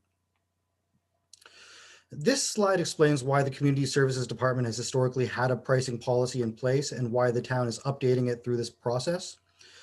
A pricing policy helps the town to establish a transparent, defensible, and replicable methodology. It helps the town report the true cost of providing services, which is an efficient and sustainable way to set cost recovery levels through pricing. It helps stakeholders understand the basis of fees, and it supports Aurora's strategic plans invest in sustainable infrastructure objective. Of note, our benchmarking of area municipalities found that Aurora's fees are generally on par for many recreation programs and services. Based on research, consultations, and analysis, the following principles are embedded in the updated user fee and pricing policy. By sharing in the cost to provide recreation services, participants are contributing to the sustainability and longevity of Aurora's recreation system. Thus, fees should recoup a portion of direct costs required to provide those services. Services that are subsidized the most are those that benefit the maximum number of Aurora residents, while services that will recover the largest share of their costs, as reflected through higher pricing, are those that benefit fewer numbers of residents. User fees should not be a barrier to all programs and services, and thus there should be a balance of no fee and low fee choices available through the town's recreation service offerings. And again, another underlying principle is that fees should still consider the local and regional market in order to remain comparable. For example, if costing methodologies result in a fee that is double the market rate, for example, the town would need to factor this in terms of affordability and competitiveness, as well as could we be pricing people out of the market and negating the benefits of recreation in that way. The pricing policy establishes 4 categories that programs and services would fall under and whose pricing would be targeted in accordance with the cost recovery rates identified to the right of the table. The lowest levels of cost recovery would be assigned to those that allow the widest range of residents to participate, such as public skating, swimming, and facilities that are intended for drop-in use by all residents, such as playgrounds and basketball courts. At the other end of the spectrum, the highest levels of cost recovery would be applied to those that are delivering programs on a for-profit or commercial basis, or those programs and services that are highly specialized in nature. In setting fees for council, town staff will identify the cost to provide recreation programs and services every 3 years. Town staff will arrive at fair-minded fees that consider the impacts on participation and achieve cost recovery targets. They will compare revised rates to surrounding communities and service providers and arrive at an appropriate cost recovery level for direct and indirect costs, as well as a contribution to the equipment reserve. Staff would propose to phase in significant increases to fees, such as over 20%, resulting from the new costing formula over multiple years. That way the impact isn't borne just in year 1 by any resident or organization. Staff would also then develop a summary recreation rate and fee schedule for council's consideration and communicate results of the policy to council regularly. To provide context for the need for the recreation access policy, the Community Services Department has an informal subsidy program where the program fees are shared between the town and a resident experiencing low income. Now, there is no regular funding allotted to that program, nor are there criteria that determines who is eligible to qualify. In 2019, so we're just looking kind of pre-COVID, 45 low-income families received the department's in-house subsidy, which amounts to about less than 3% of Aurora residents living below Statistics Canada's low-income measure after tax. So to help, a formalized fee assistance policy can help as many residents as possible to obtain the benefits of recreation, which really is the town and the recreation department's mandate. It can help encourage participation among residents experiencing low income. It can promote principles of inclusion and social justice. It can reduce costs spent on health and social services by having people more engaged in healthy, positive behaviors and lifestyle choices. Attain higher levels of facility and program use, as well as improve financial performance. If we're getting people in the door and they would not otherwise be in the door if they were priced out of the market, we are attaining some level of revenue there. And again, this type of policy does support the encouraging and active and healthy lifestyle of the town's strategic plan. So notable principles of the recreation policy include a need to treat residents equitably so that everyone has an opportunity to receive the benefits that recreation brings. You would implement the policy in conjunction with the user fee and pricing policy, as well as the town's other initiatives pertaining to inclusion and equity, so accessibility policies, for example. It would there would be a need to determine a subsidy amount by age group and dedicating funds within the department's annual budget based on the average amount a resident would spend in a given year to support implementation of the policy. And finally, the policy would involve coordination with regional and local partners to share in the resources.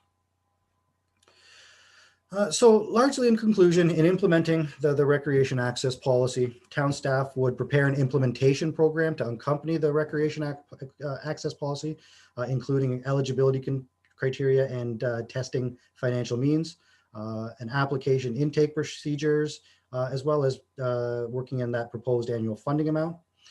They'd reviewed the use of the policy in the development of annual operating budgets, propose a budget figure that covers the cost of a percentage of residents experiencing low income.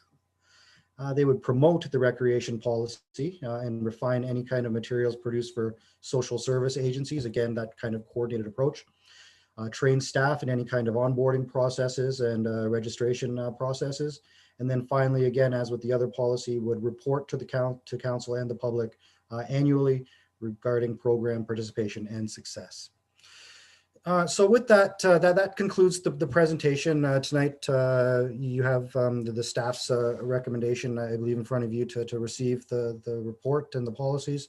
Really, the immediate next steps will be for town staff to determine the true costs of delivering individual programs and services to inform future rates, as well as develop any kind of eligibility criteria, funding options in support of that fee assistance program as a result of the recreation access policy.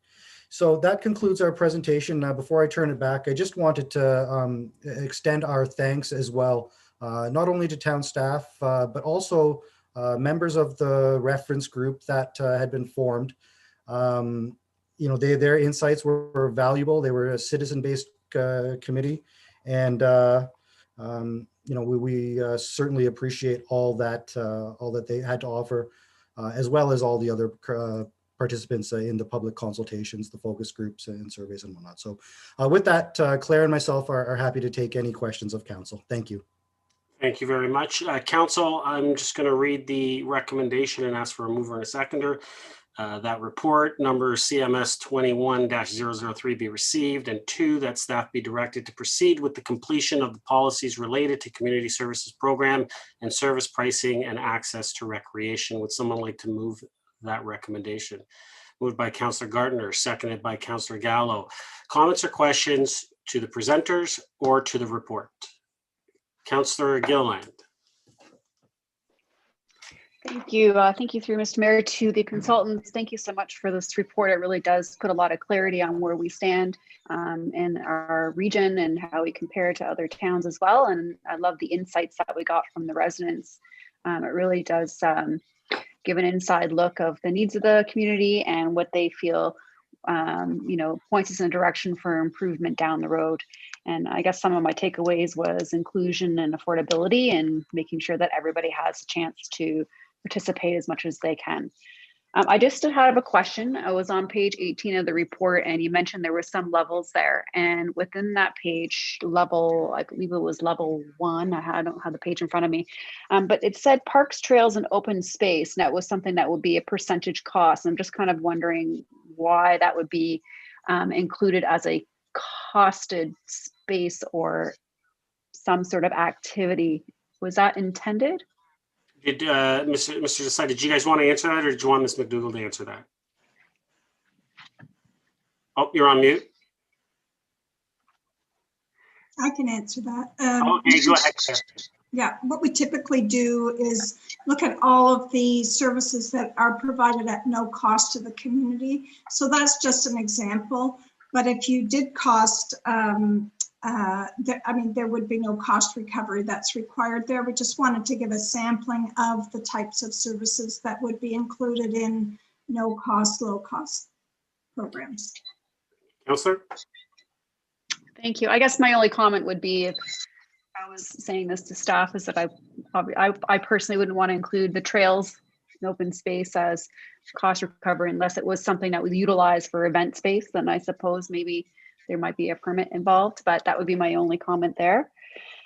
Question page 28, you had some comparables and you had some NAs that were applied, and it was applied to some areas of activities that I believe that we do offer. So I'm just kind of wondering as to why the rationale for that. So for example, we do have lit baseball diamonds, yet we have an NA, no answer for that. And I'm just kind of curious as to why we don't have any data. Sorry, and that was on page, are we referencing the, sorry, Councillor, are you referencing the staff report? Yeah, Councillor, are you referencing our report or the presentation? The presentation is page 28 of the report. The report of the presentation. I'm pretty sure the presentation. Yeah, sorry, I don't have it in front of me, but I guess what I can say is, if it was specific to the town of Aurora, I mean, NAs were largely placed in places where we just didn't have the information available. And if it was again, not having what you're referencing in front of me, I'm not sure, but I can certainly double check when I can pull up the report. Claire, did you want to add anything or? Yeah, I agree. I think it was the information wasn't available or it hadn't been costed, or recent costing exercise hadn't been completed. But again, as Anand said, we can forward that information if in fact it is available through staff. Councillor? Perfect. Yeah, if you don't mind, because I do think it's really important moving forward so we can see what that benchmark is, because I think it's really important. I think that's what we're all going to be using to reference to make sure we're not too above or on par or below. And it kind of gives us an inside scoop of where we should be, especially if we're going to be looking at affordability and inclusion. And just knowing that we do have some fields that are lit, it kind of makes sense. So if you can get that information, that would be great. I guess comment to, I guess this would be to staff, is the third thing I want to talk about is the senior rates. And I noticed that some of our senior rates were a little above the par, and just moving forward with this policy, I hope that benchmark will try to have a goal of being either at par or below. I think the seniors are the ones the most, we really have to be really careful that the affordability remains intact for them and they can keep as active as they possibly can. And I did notice that within Aurora, our family rates, there was a few outliers to where we're a lot more expensive than a lot of municipalities. So just to make sure that we're taking note of those family rates and picking out those outliers and making sure we're a little bit more affordable. For example, the skating in Aurora for a family is really, really expensive. And it's a bit of an outlier to any of the other municipalities. And maybe we should be looking at that to make it a little bit more affordable. Those are kind of my comments. I know this is the first step, but just reading the data, those are just some of the things that, I'm pointing out just as a suggestion that if we're moving forward to really look at that benchmark and make sure that we can even things out. Thank you, Councillor. Councillor Thompson. Thank you. Thank you for the presentation and all the work you've done on the policy. This policy was first brought forward, or at least the work began last term at the Parks and Rec Committee and has gone on through the last couple of years. And I certainly support the intent of the policy, which is to look at cost recovery, but at the same time, as Councillor Gilliland phrased it, making sure that it's inclusionary and affordable as well for as many residents as possible. And we're trying to find that balance. I guess, my first question in reading through the report is, the policy outlines a lot of different factors, but it was not clear to me where we should stand with regards to non-residence fees. You make reference to it in your report, but it wasn't clear whether you're recommending the status quo or that we begin to charge non-resident fees. And so through you to the consultants, could you care to comment on that? Should decide? Yeah, absolutely. Through you, Your Worship. Aurora is, I believe, the only municipality among the York region benchmarks that does not leverage a non-resident fee. And it's been that way for some time. And it's not to say that's a bad thing. But non-resident fees are very useful when your facilities are at capacity, and you want to make sure that your residents have the greatest incentive to get access and benefit from your facilities. But there is an argument that if you apply a non-resident fee to a facility that is very underutilized, for example, you could be foregoing revenue potential there. So I think more work needs to be done there. Many municipalities do charge non-resident fees, but they don't necessarily apply it across the board for every single program. I think staff would probably, as part of, again, your fee setting, would probably look at different types of, whether it's an aquatic program versus a sports field program, and determine whether a non-resident fee makes sense in that respect, and how it might contribute to your ability to attain the cost recovery levels that are set out in this policy. Thank you.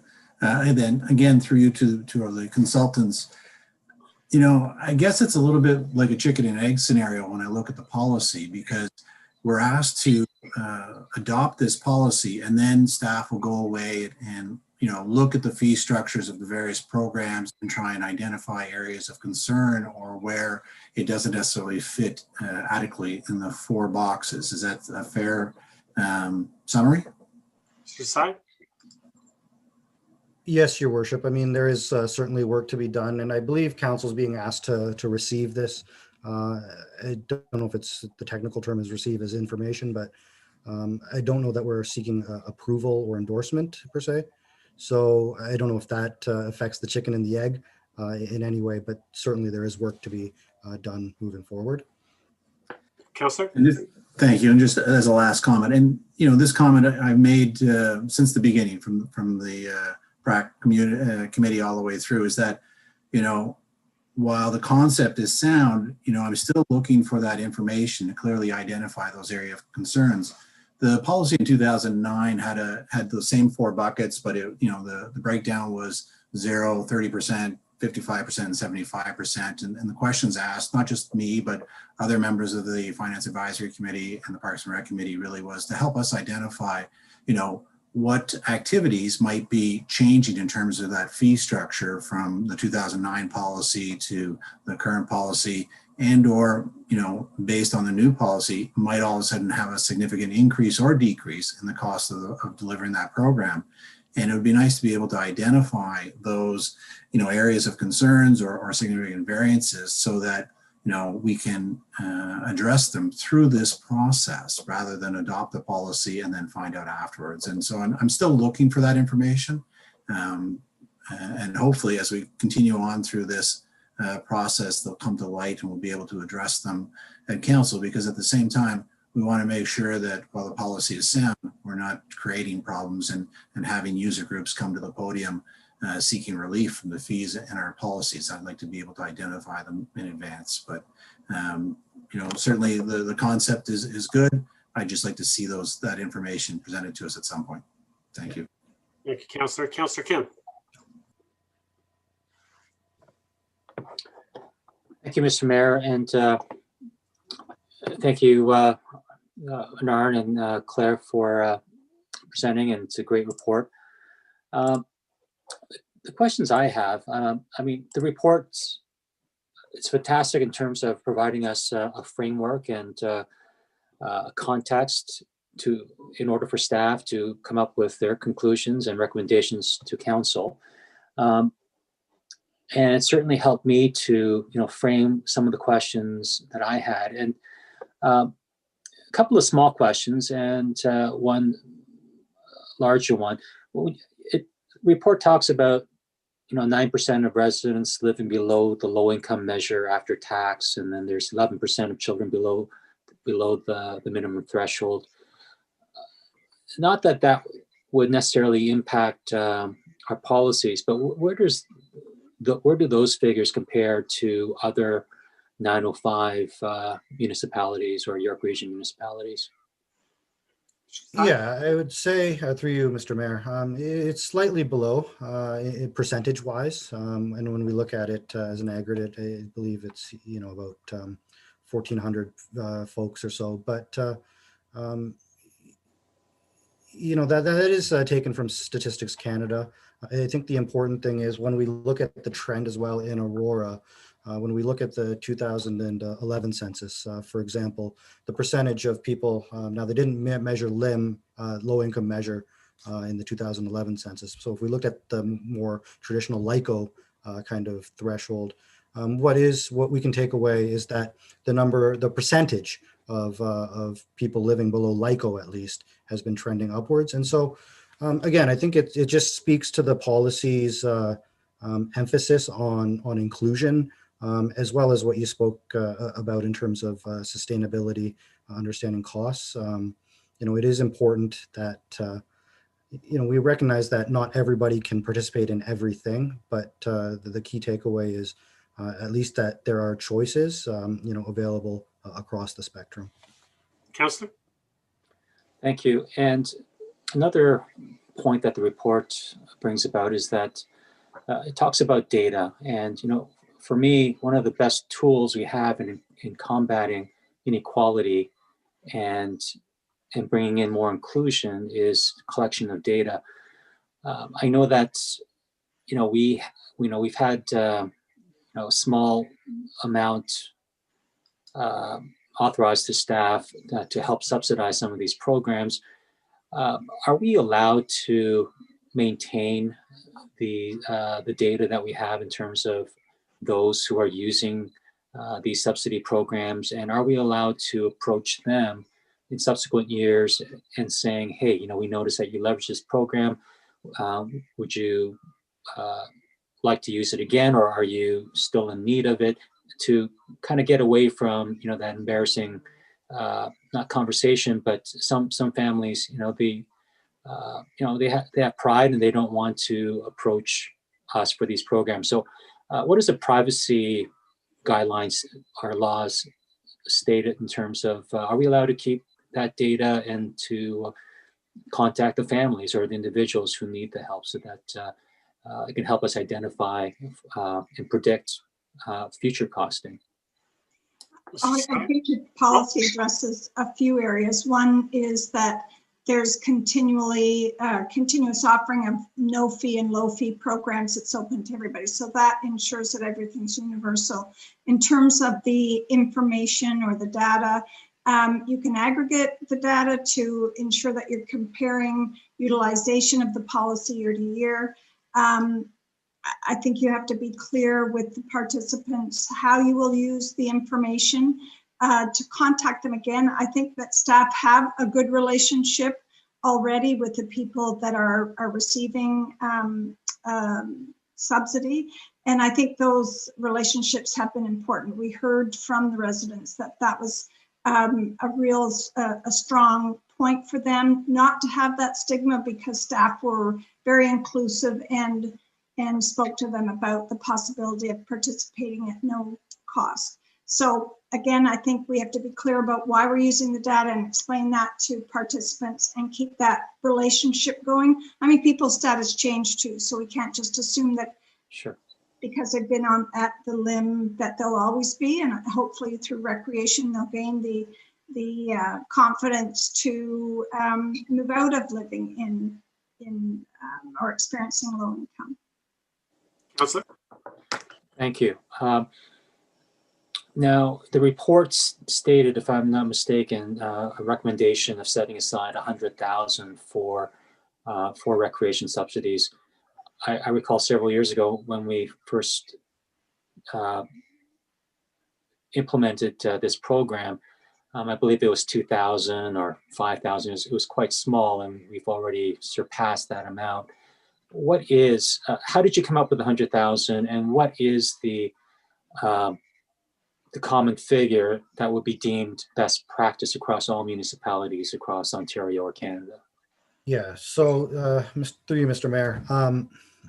Well, one, I think the best practice in setting an annual funding amount would be to, well, one, you have to understand, again, we're going back to data, understanding, your baseline capture rate, what percentage of your population is participating in recreation, and comparing that to, what percentage of your residents experiencing low income are, participating in those same programs on average.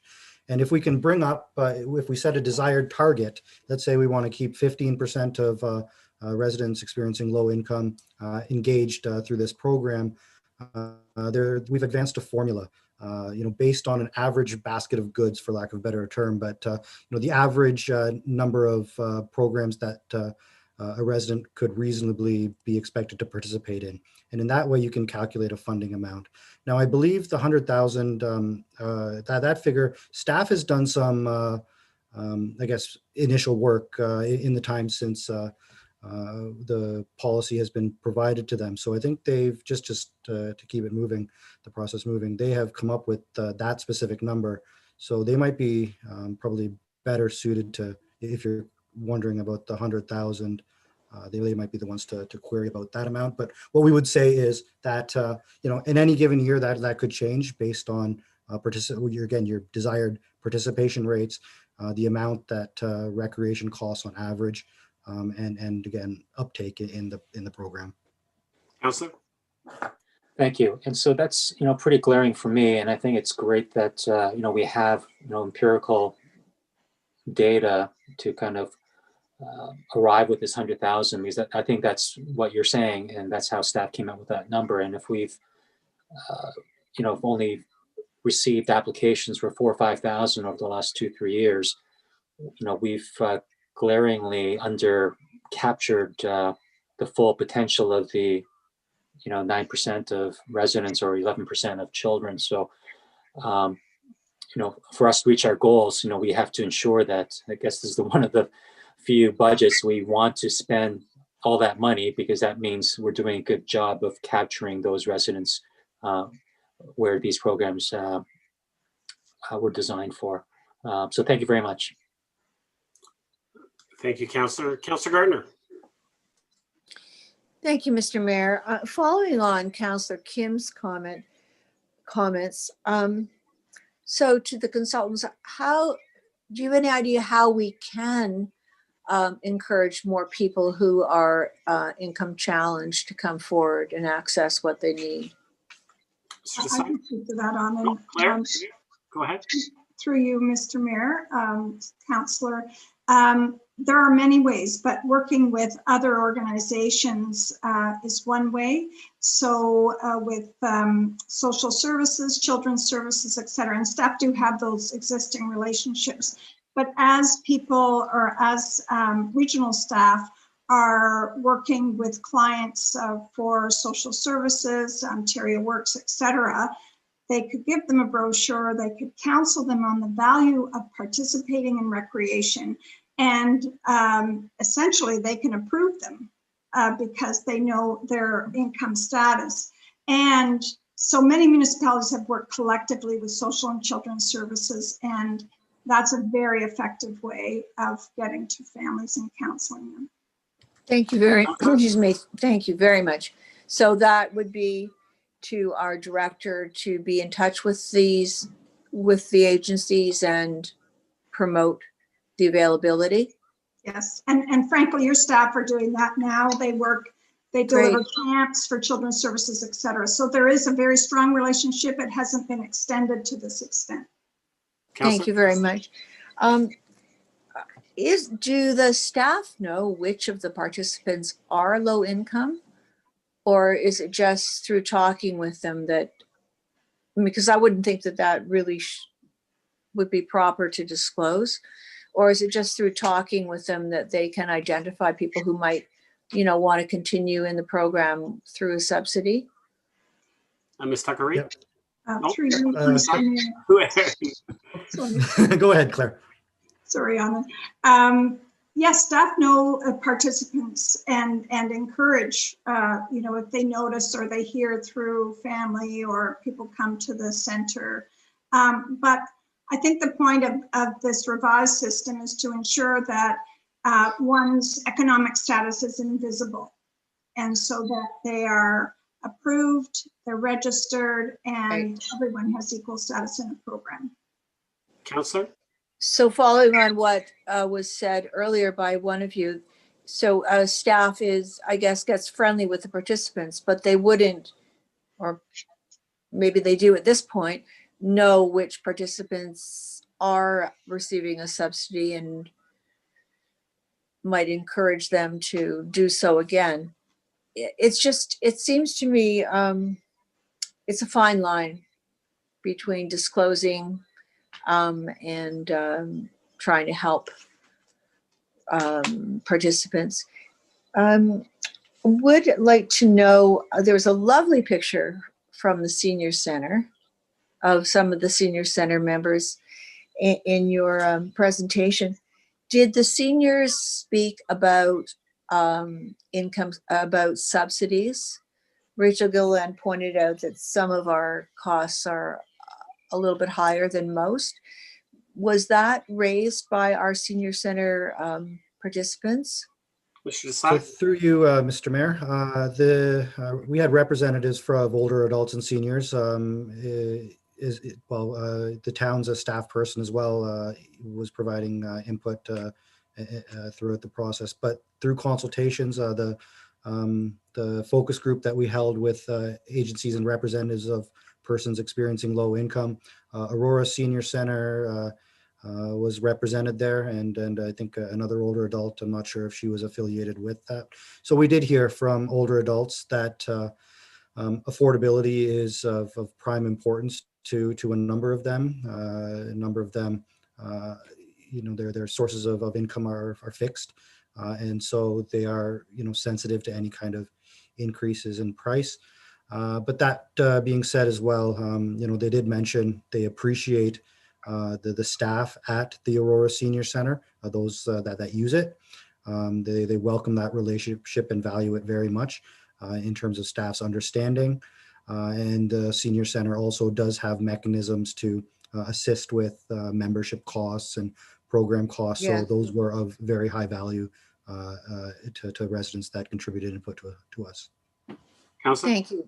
So it's not so much subsidy, it's affordability.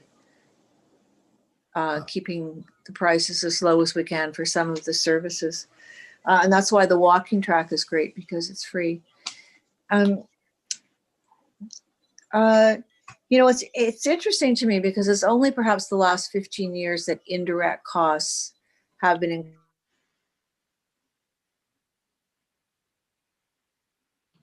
included in the costing.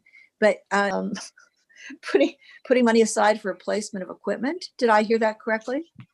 Mr. Sy? Yeah, again, it's a fairly progressive approach where we're trying to reflect the full cost of the service. It doesn't, it is something that we think is beneficial. In addition to putting money away for the building and everything, a portion of fees could go towards supporting equipment replacement to make sure that your programs are of high quality and continue to be operated in a fiscally sustainable way. Counselor? Adding that into the costing?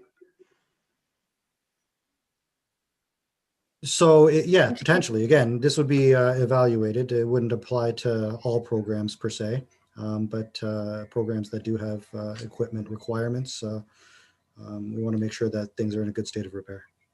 It's a great idea if we can swing it. Something you said absolutely shocked me. It was my understanding that when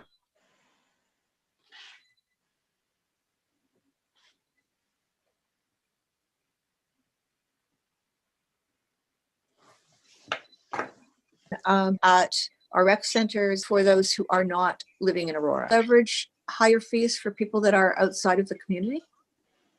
Mr. Desai, did you get that? Sorry, Your Worship, my screen froze. I'm not sure if others did, but I didn't. No, I think that the councillors froze. So, Councillor Gardner, can you say that again? Thank you. But you heard it, Mr. Mayor, in case I freeze again? I didn't hear it either, so I don't think anyone did. So if you could say that again.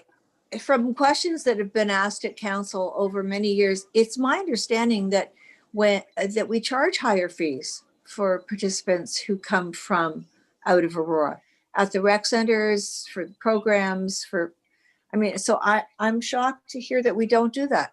Is that what you said, that we are not doing that at the moment? Mr. Desai? Correct, Your Worship and Councillor. We are not aware of any non-resident fees or higher fees for residents that are not from your community. Councillor?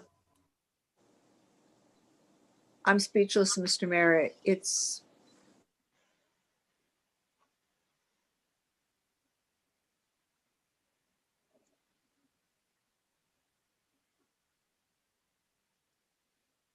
I'll give it a sec. Councillor, you're frozen again.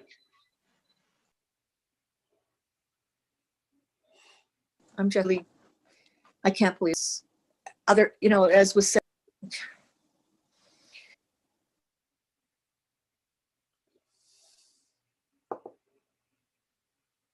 Council, does anyone else have any comments or questions while we wait for? No?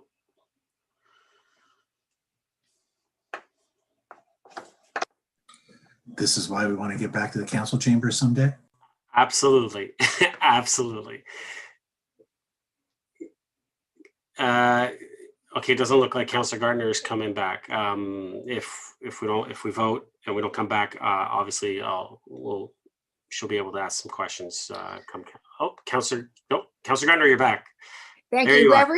Whoever is putting me back into the meeting, that seems to help. I don't know what was heard, but I repeat, I am absolutely shocked to hear that we do not charge fees. We're the only municipality, I think, in York Region that does not charge fees for people who come from outside of Aurora. In my understanding through the years, every time the question was asked at the table was that we did charge extra fees. So there's something wrong with this picture, and I'd like staff to get back to council on that. Ms. McDougall, did you have anything to add to that? Thank you. Through you, Mr. Mayor. At this time, the area where we do, in fact, charge non-resident rates is for our fitness memberships. That is definitely something that is an ongoing. We do charge for that. But the other element that is considered in relation to, which Anne presented earlier, the decision about non-resident or resident rate, obviously we want to make sure that the space and program is capitalized on as well as we can, and certainly most used. So the first and foremost is to sell it, and priority would go to residents. So in a program case, as an example, we have different registration dates. Residents get priority and usually have an advanced registration date. And if there is space available, and only if, then it becomes available to the non-residents, usually a few days later. So that is another measure that staff have implemented to ensure our residents get priority. But certainly the non-resident rate, as it applies to significant programs, that is something that's part of this report that we want to have a further look at in relation to our broader than just fitness at this point.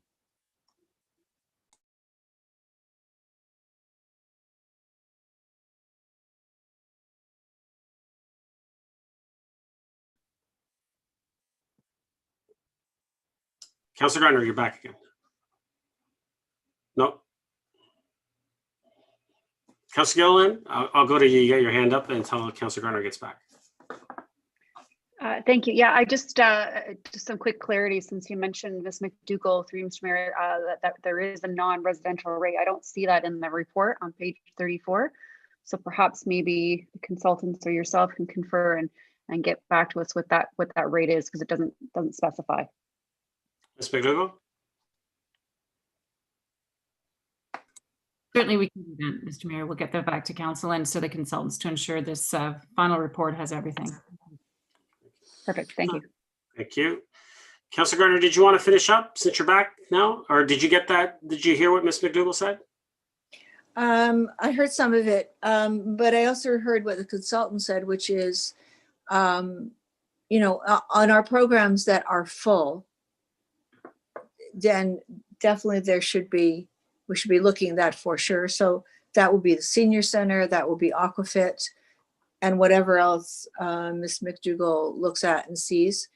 But I don't think it's appropriate that we're the only community in York Region that is not charging that fee, because our taxpayers pay for these facilities. Thanks. Thank you. Any other comments or questions? Claire, Nod, thank you very much for coming. With that, council, I'll call the vote. All those in favor? Opposed? That carries. Council, health break time. Thank you, everyone. Thank you. We'll see you in 10 minutes on 9:20. Council, please be back.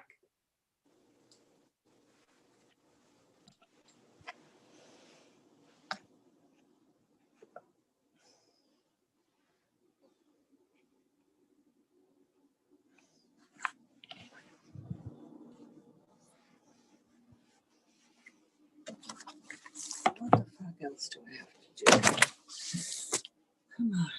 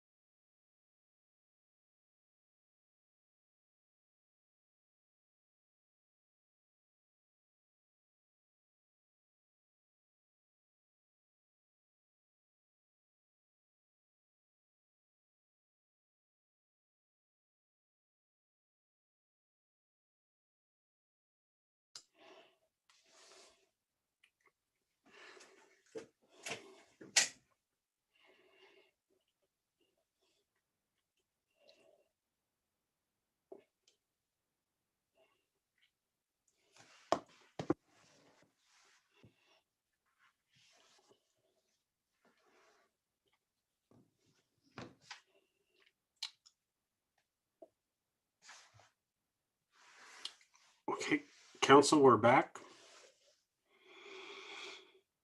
Item 8.3. Just pull that up. That is the public art policy, public art master plan.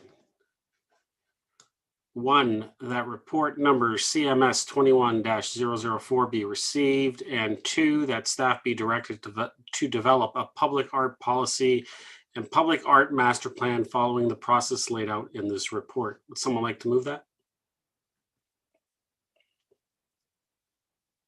Councilor Gallo, second. Councilor Kim. Comments or questions? Councilor Thompson. Thank you. It's just really a comment. We've talked about a public art policy for the longest time. I know that it is referenced in our official plan that we're now redoing. But I guess through my own research, looking at other municipalities and their public art policies, the one thing I'd like to see for ours as we move forward and finalize it is some, financial parameters around things like the contribution to the reserves and the cost of projects. I've seen some municipalities that what they've done is identify a percentage like we have done, but they've capped it at a certain amount. So for example, for us, it's 1% of a project, but I'd like to see that capped to a maximum of $100,000. Furthermore, what they've done is they've identified, the funding for a project can't exceed X percent of, what's in the reserve fund. So just some financial parameters. I mean, I look at the policy before us and it certainly outlines a number of things, but doesn't really speak to the funding and putting some of those measures in place. And so when it is finalized and comes before us, that'll be one thing that I'll be looking for, as I've seen in some other policies in other municipalities. That's it. Thank you. Councilor Gallo. Thank you. Just quickly, in terms of the public art working group, through you to, I guess, Mr. Phil Rose Donahue, when is that going to be established? Mr. Rose Donahue. Through you, Mr. Mayor. Good evening, everybody. So that'll be one of the first steps that once we begin the process of developing the public art master plan and policy, one of the first steps will be putting that working group together. We'll probably do something similar to what we just did with the collaborative leadership team for the culture master plan, which is we'll put out a call for interested individuals to put their name forward. We'll have certain criteria they'll have to meet. For example, be familiar with the arts and culture community, maybe be a practicing artist. So I would anticipate that, if the approval goes through tonight, it will happen probably sometime, I would say, in March at the latest of this year. Councilor? Okay, that was it. I'm in support of this, and I'm glad it's finally come around. It's only been, I think, 10 years or so that we put it into the official plan. So I'm happy it's finally happening. Thank you, Councilor. Councilor Gardner. Thank you, Mr. Mayor. So for example, we've put, I believe we've put 1% into the Library Square project, which would, well, it's a lot more than $100,000. So is that's already written in the plan? Is that already been decided on for Library Square? Ms. McDougall? Thank you, Mr. Mayor. If I may, for clarification, the 1% is of the project capital works, but it is not necessarily intended that those dollars collected go to that particular project.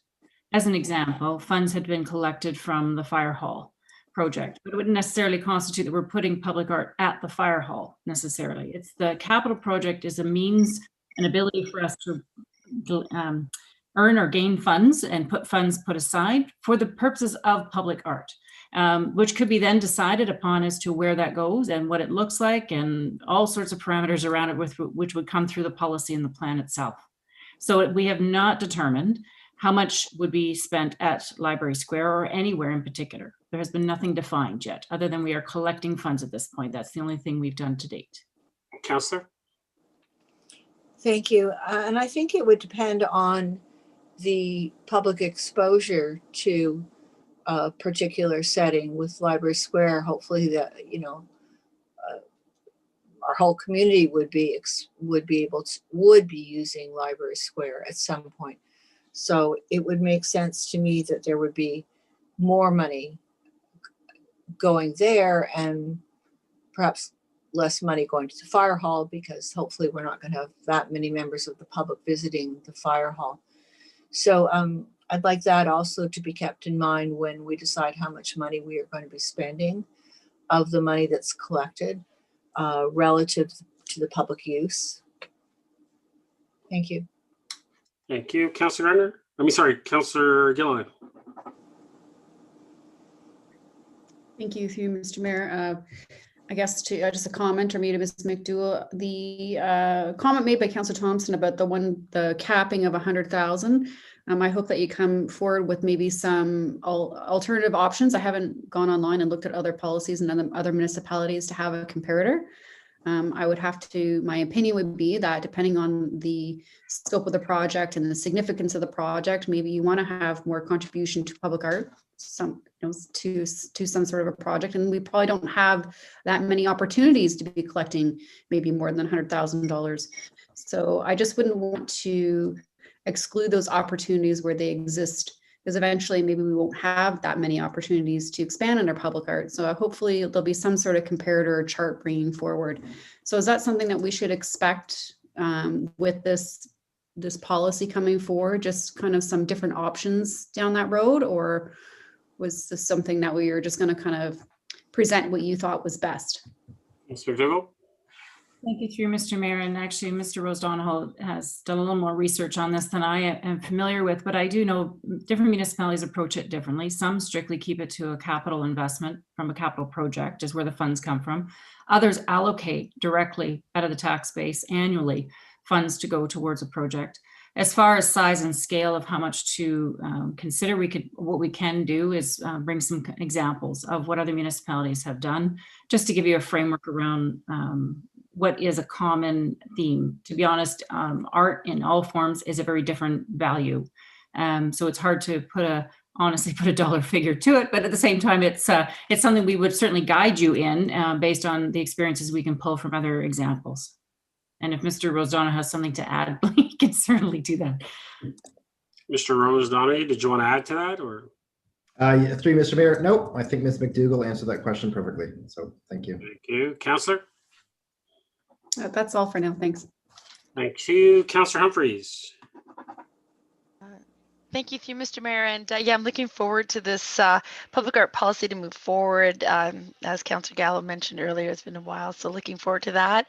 And sort of in line with something that Councillor Gardner mentioned, I mean, we had the, I'd like to add, if possible, to this motion on the table, just another step, if that's okay, because I keep having the arts help come through my mind. I think when they were here a while back, so excited. So I just wondered if council would be agreeable to adding just a step like that staff would be directed to work with arts help on their public proposal for the library square, and that plan come back to council for our consideration.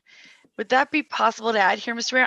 I just know that we had such an exciting presentation from them, and then it didn't go anywhere, and I would love staff to have an opportunity to work with them. I think this is the perfect time.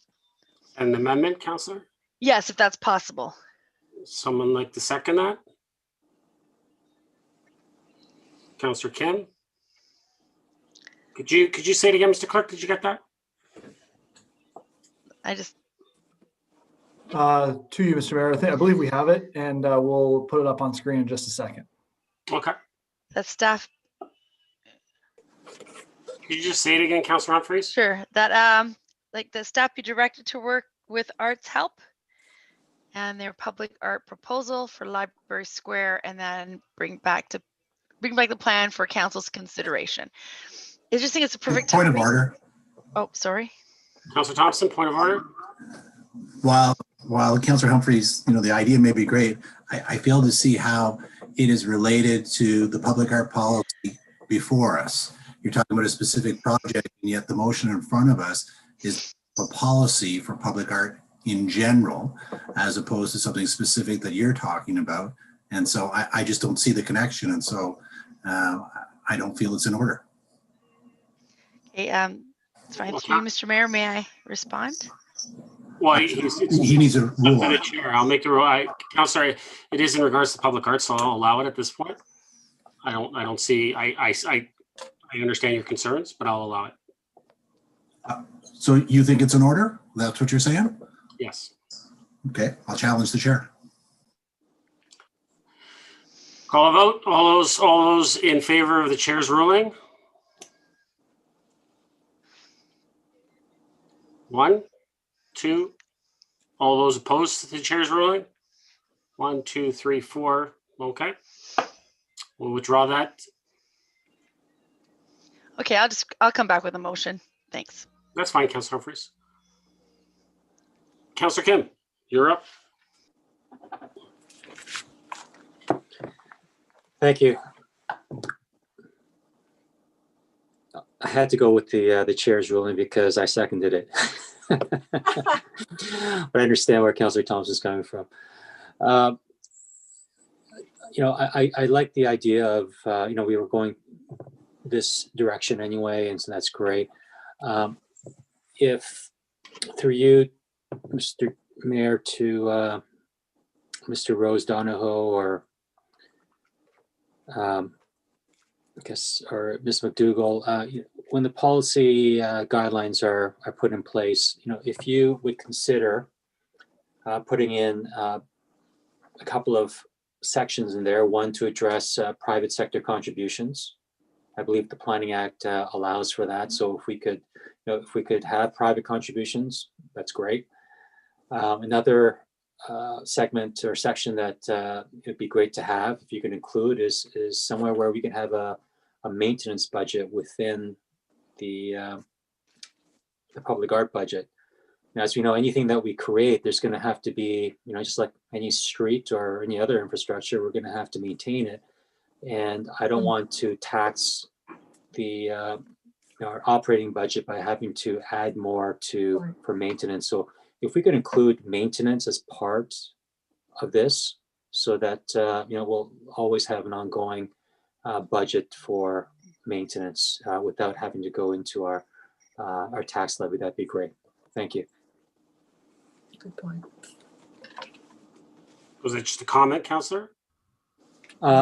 It's a comment, but if that's going to be a challenge, then I'd be happy to hear from Mr. Rose Donahoe. But it's just a comment. If it can't be done, you can share with me now. Otherwise, I'm okay. Phil? Through you, Mr. Mayor. Yeah, as far just going back to what Ms. McDougall said about the funding strategy, typically any public art plan or proposal will have a funding strategy, and there's various different means of funding public art. And it's not uncommon to have private developers fund public art as part of a development. And typically municipalities will set a limit if it's a private development over X amount of dollars, then 1% or whatever the contribution might be. So the long story short is certainly from a private development contribution. That's something that most recent public art plans that I've seen include.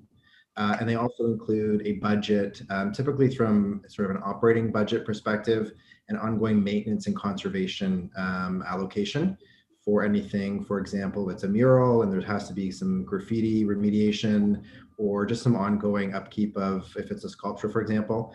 So that will be something that will come forward in the plan, and there'll be a full funding strategy, not just for funding the actual public art, but for funding the maintenance and conservation on an ongoing basis. Councillor? Thank you. And in terms of funding strategy, I wouldn't want that to be in addition to the 1% and whatever capping recommendation, but I would like it to be a part of that 1%. Thank you. Yeah.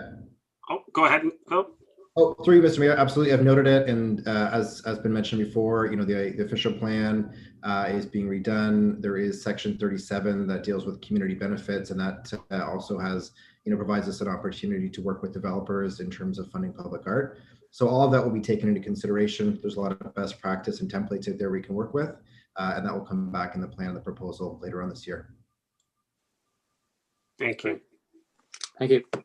Any other comments or questions? Councillor Gardner, second time.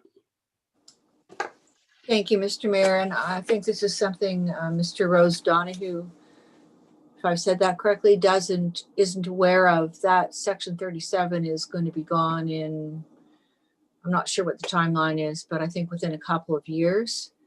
So it may not have much importance in the public art policy. Mr. Rose Donahue. Through you, Mr. Mayor. Yeah, I know there's been implications with the recent Bill 108 when it comes to section 37. I know it's a bit of a moving target, but certainly it'll be something until it's gone. It'll be something that we can consider as a mechanism to fund public art, even though it may not be there, in the future. Councillor. Thank you. Thank you. Thank you. Any other comments or questions? Call a vote. All those in favor? Opposed? That carries.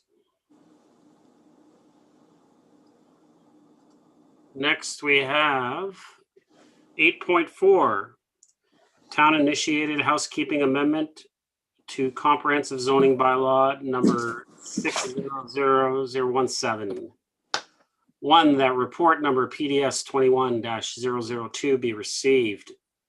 Two, that staff be directed to proceed with a public planning meeting to present a zoning bylaw amendment to the town's comprehensive zoning bylaw number 6000-17 for general housekeeping purposes as described herein. Would someone like to move the recommendation? Councillor Thompson, second. Councillor Gilliland. Comments or questions? Councillor Gardner, go ahead. Thank you, Mr. Mayor. And I'm going on to eScribe. I did speak to Mr. Waters today, and I had some concerns about section 4.8, in particular, the landscaping strip. I'm thinking of situations that we've already had where the landscaping strip that we have put in place is really not viable to grow healthy trees. So I did want to suggest that, or maybe perhaps Mr. Waters would like to speak to that. Mr. Waters? Thank you, Mr. Mayor. Yes, I did have a conversation with Councillor Gardner this afternoon, and we did explore this section, and Councillor Gardner did express her concerns regarding the landscape strip that would be on a lot that was less than 15 meters in terms of the width. And her concern was that there wasn't enough room for trees to grow in the future years in terms of their health and viability. And I commented to the councillor that we will take a look at that 1.5 meter width and see if we can increase it. I think we talked about something about a half a meter approximately, which is about 16 inches. But whatever we put into the bylaw, we have to defend it. So we're going to do a little bit more research on the science and see if that can be supported at the end of the day. Councillor? Thank you, Mr. Mayor. I think we were talking about maybe taking it to 2 meters or 2.5 meters. 2 meters is about 6.5 feet. 2.5 would be 8 feet.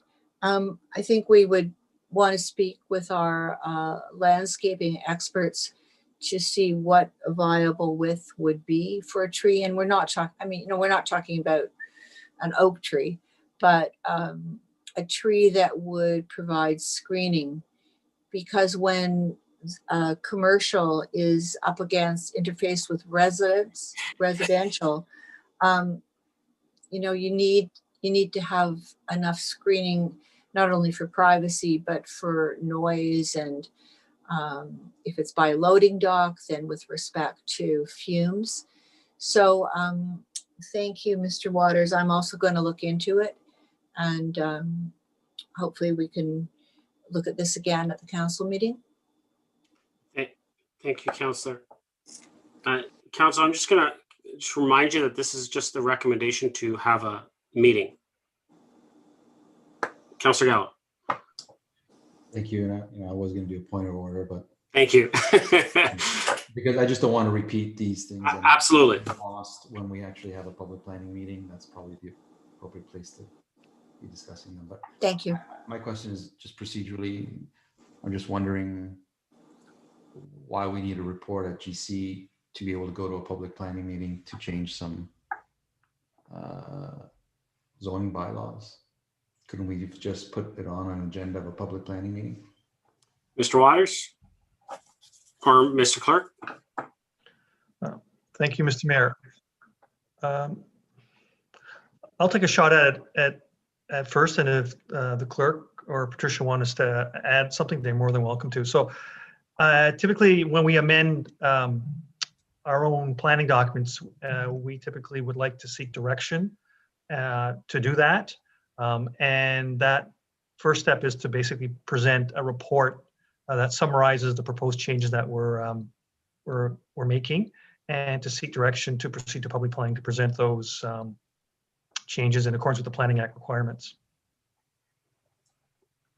Mr. Clerk, did you want to add to that, or was that sufficient? To you, Mr. Mayor, I think Mr. Waters' answer was sufficient. Thank you, Councillor. Yeah, it's fine. It's just awkward because we're not going to really discuss what's in it, and we're just saying let's go to public planning meeting to discuss what's in it.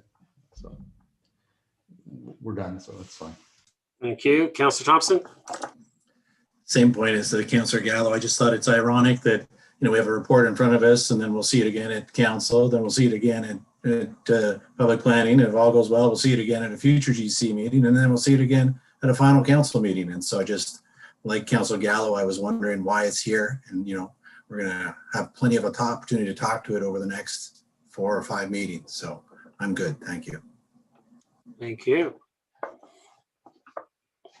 I guess I'll call a vote. All those in favor? Opposed? That carries. 8.5, request for traffic calming measures at Kennedy Street West between Temperance Street and George Street. 1, that report number PDS 21-006 be received. 2, that traffic calming in the form of speed cushions be installed on the section of Kennedy Street West between Temperance Street and George Street. Would someone like to move the recommendation? Moved by Councillor Gallo, seconded by Councillor Kim. Comments or questions to this item? Councillor Gardner.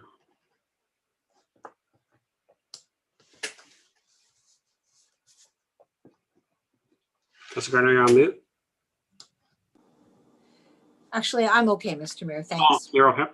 Okay, thank you. Any comments or questions for a call vote? All right, all those in favor? Opposed? That carries. Notices of motion. We will deal with them at the end of the month at council. New business. Councillor Thompson. Yes, just I wanted to say thank you to staff. My understanding is, the rinks are open and they're being well utilized, and it's wonderful to see. I know that in the fall, I wasn't the only one, but many of us wanted to see things for our residents to do during the wintertime, especially during COVID. And we were all urging staff to look for ways to get our residents active. And so it was great to see that they found ways to, bring in these rinks, get them set up. It's taken a little while until the weather got cold enough, but, appreciate all the work staff put into it. And our CEO, Mr. Natarozny, sending around that little note, letting us know how much it's being used in the last few days. And I just think it's a great little story. So thanks again. Thank you. Councillor Gilliland, new business? Yeah, just real quickly, I was shared an article in Brampton where the town there had invested in building these tunnels under the road for wildlife, and I just found it really quite interesting. And I just forwarded it to staff and just hopes that if we were in a position where we were going to redo the road work at some point, that maybe perhaps this could be something that we could reconsider in appropriate areas, whether it be by Henderson Forest where the turtles are or some other identified area. I just thought it was a really interesting article. So I'm just hoping that's something that engineering or staff could at least consider if that was something that would make it really nice for our wildlife to cross back and forth, especially there. Mr. Downey, you take this into consideration? So through you, Mr. Mayor, yes, I've already looked at it. Councillor Gillian had sent it to me, and I've already responded. So I have brought David Waters into the discussion and suggested this would be something they could look at on Henderson Road. Okay, thank you. Councillor? Perfect. No, I really appreciate it. And I think that the more information that we have out there and we receive and examples from other municipalities that have taken part in it, the more we can learn from these opportunities. And maybe this is something that fits, maybe it doesn't, but at least that information's there. So I really appreciate your time looking into it. Thanks. Thank you. Councillor Kim, new business? No? Councillor Gallo, new business? Just on the rinks, first of all, it's just wonderful to see so many people outside and utilizing them, particularly Queen's Diamond Jubilee that I can see. It's excellent to see people outside, and I think thank the entire community for doing that. As far as booking, I think we still have some issues because we have a very large amount of people that are booking but are not showing up, which causes some problems because people can't book and they think there is no space, but there actually is space. So I'd urge everyone, if you're gonna book, please show up. If you can't make it, just remove your reservation and allow others to go on the ice as a courtesy to others. I've encouraged people to show up anyway. It's best to book, but show up anyway, and because there's virtually always space on that particular ice. So looking forward to continued success on the rinks. Thank you, Councillor. And I think, and maybe Ms. McDougall can answer this, is there a time limit if you book, if you don't show? Ms. McDougall? Yes, through you, Mr. Mayor, it's 10 minutes. So if you book and on the hour, you lose your spot if you're not there by 10 minutes after. And if anybody's standing waiting, we certainly accommodate them where we can. So, Councillor, maybe if we can let the residents know that as well, and maybe Ms. McDougall, if we can put that up. I'm not sure if that's up as part of the rules, but if we can, to make sure that everyone's aware of that time limit, I think that would go a long way in helping. Certainly, it is up there, but we're in force. Thank you. Thank you. Anything else, Councillor Gallo? New business? No? Councillor Gardner, new business? No, thanks. No? Councillor Humphreys, new business? Yes, just two things. I just wanted to say I learned quite a bit this week in terms of all the amazing initiatives that staff are working on to help with some of the challenges that we're having, especially with seniors in isolation, and that there's Carrie, I believe, who works with the seniors, and I did not realize that the town is putting together kits for seniors to do puzzles, painting, artwork, you name it, and it gets delivered to seniors that are part of the Seniors Association and outside of that as well. So I just wanted to say, like, staff, you guys are doing such a great job and doing our best. You heard about the arenas, the rinks, I should say, and now with this, it truly keeps our community together somehow during the toughest of times. So I just want to extend my thanks to that hard work there. And there's a whole bunch of things. I'm just highlighting that because it just stood out to me as something very special. And also I want to thank Mr. Downey and his team. There's a couple of places that I asked about some clearing, and honestly, within a half an hour, it was done, and just great work. I mean, great response, and I just wanted to thank the team. This is not easy, but doing a great job. So thank you so much. Thank you, Councillor Humphries.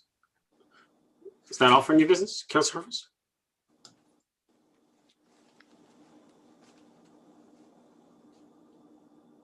Okay. I just have one. I was on the phone with the Premier last night, actually, and I reiterated my point to get it across to him about the MZO that was issued over on the Bloomington site. That it's not acceptable. Don't agree to it. He is going to be speaking to Minister Clark about it. And hopefully we'll have a sit down, the three of us, and we'll be able to see how we move forward on that. But we also did talk a little bit about the lockdown, and as well, he will be joining the small urban mayors on Thursday as well to discuss the lockdown as we approach the February 9th date. Also, the region is going to be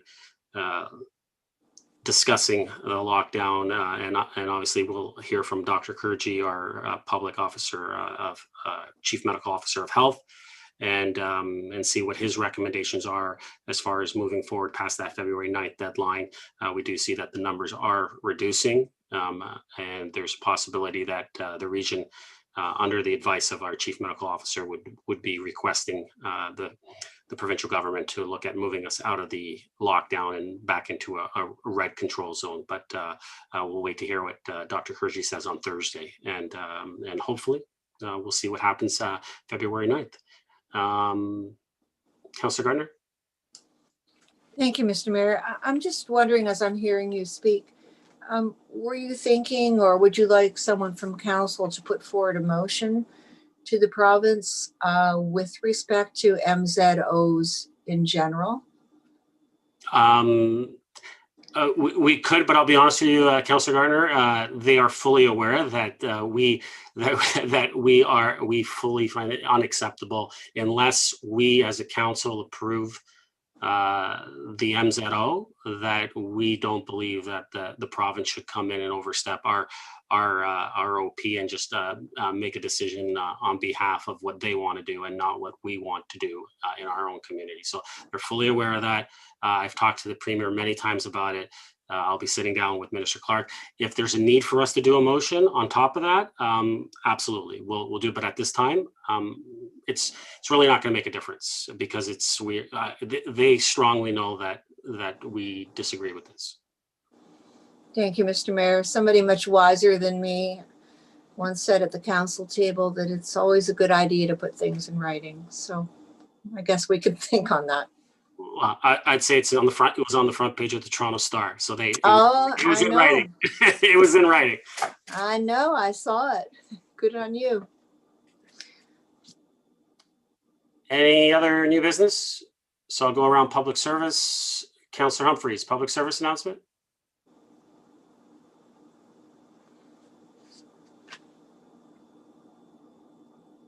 You're on mute, Councillor Humphries.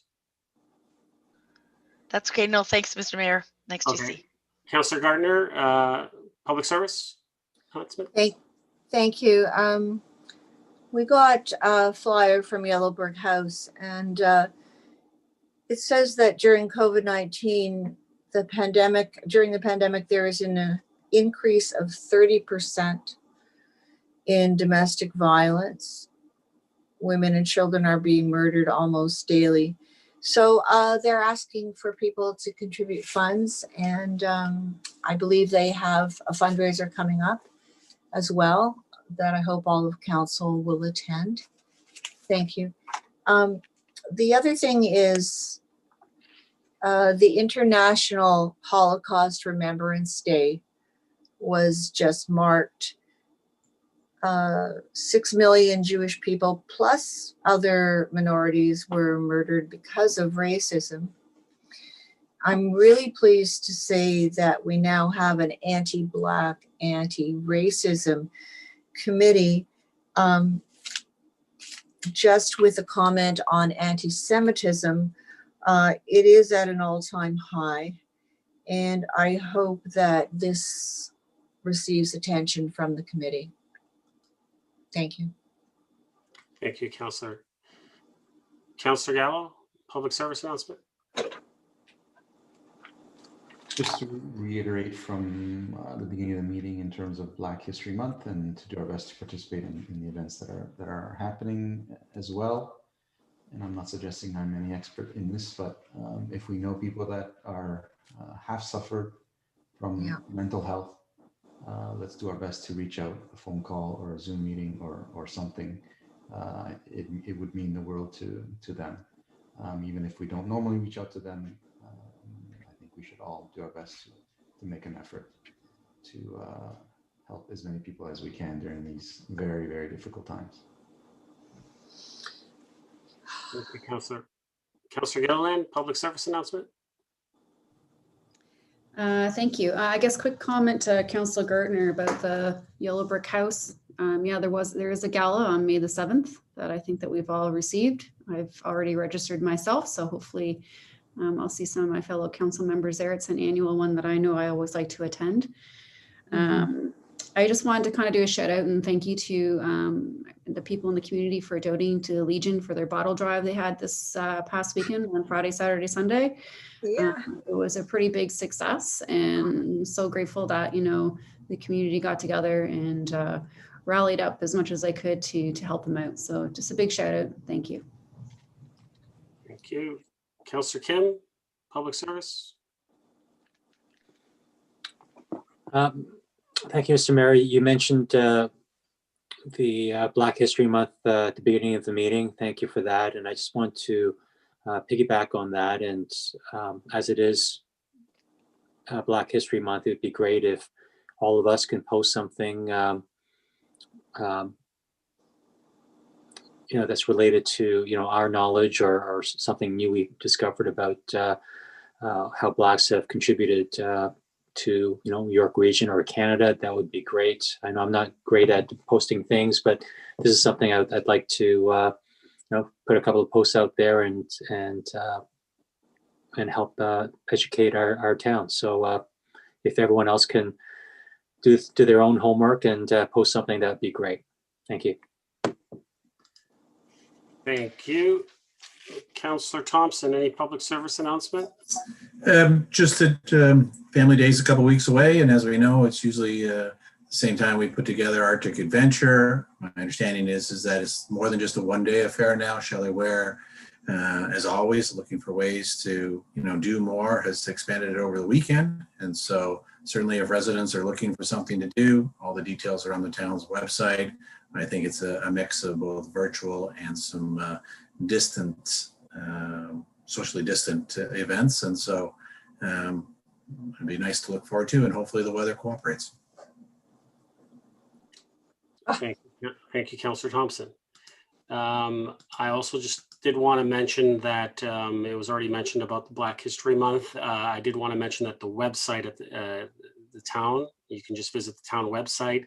There is a page that is dedicated to Black History Month, and that you can see all the events that are happening on there, and you'll be able to go through them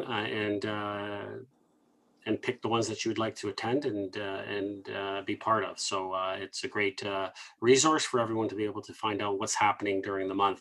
And also you could also visit the Aurora Black Community Facebook page as well. If you're on Facebook, they will also be having a lot of virtual events specifically on that Facebook page as well. So I'm looking forward to taking part in a lot of these events. And Councillor Kim, very good suggestion.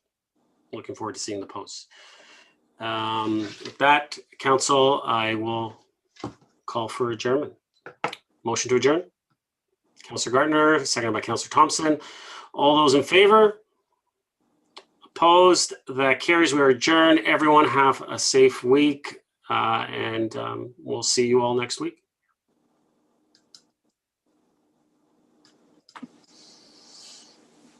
Night, everyone.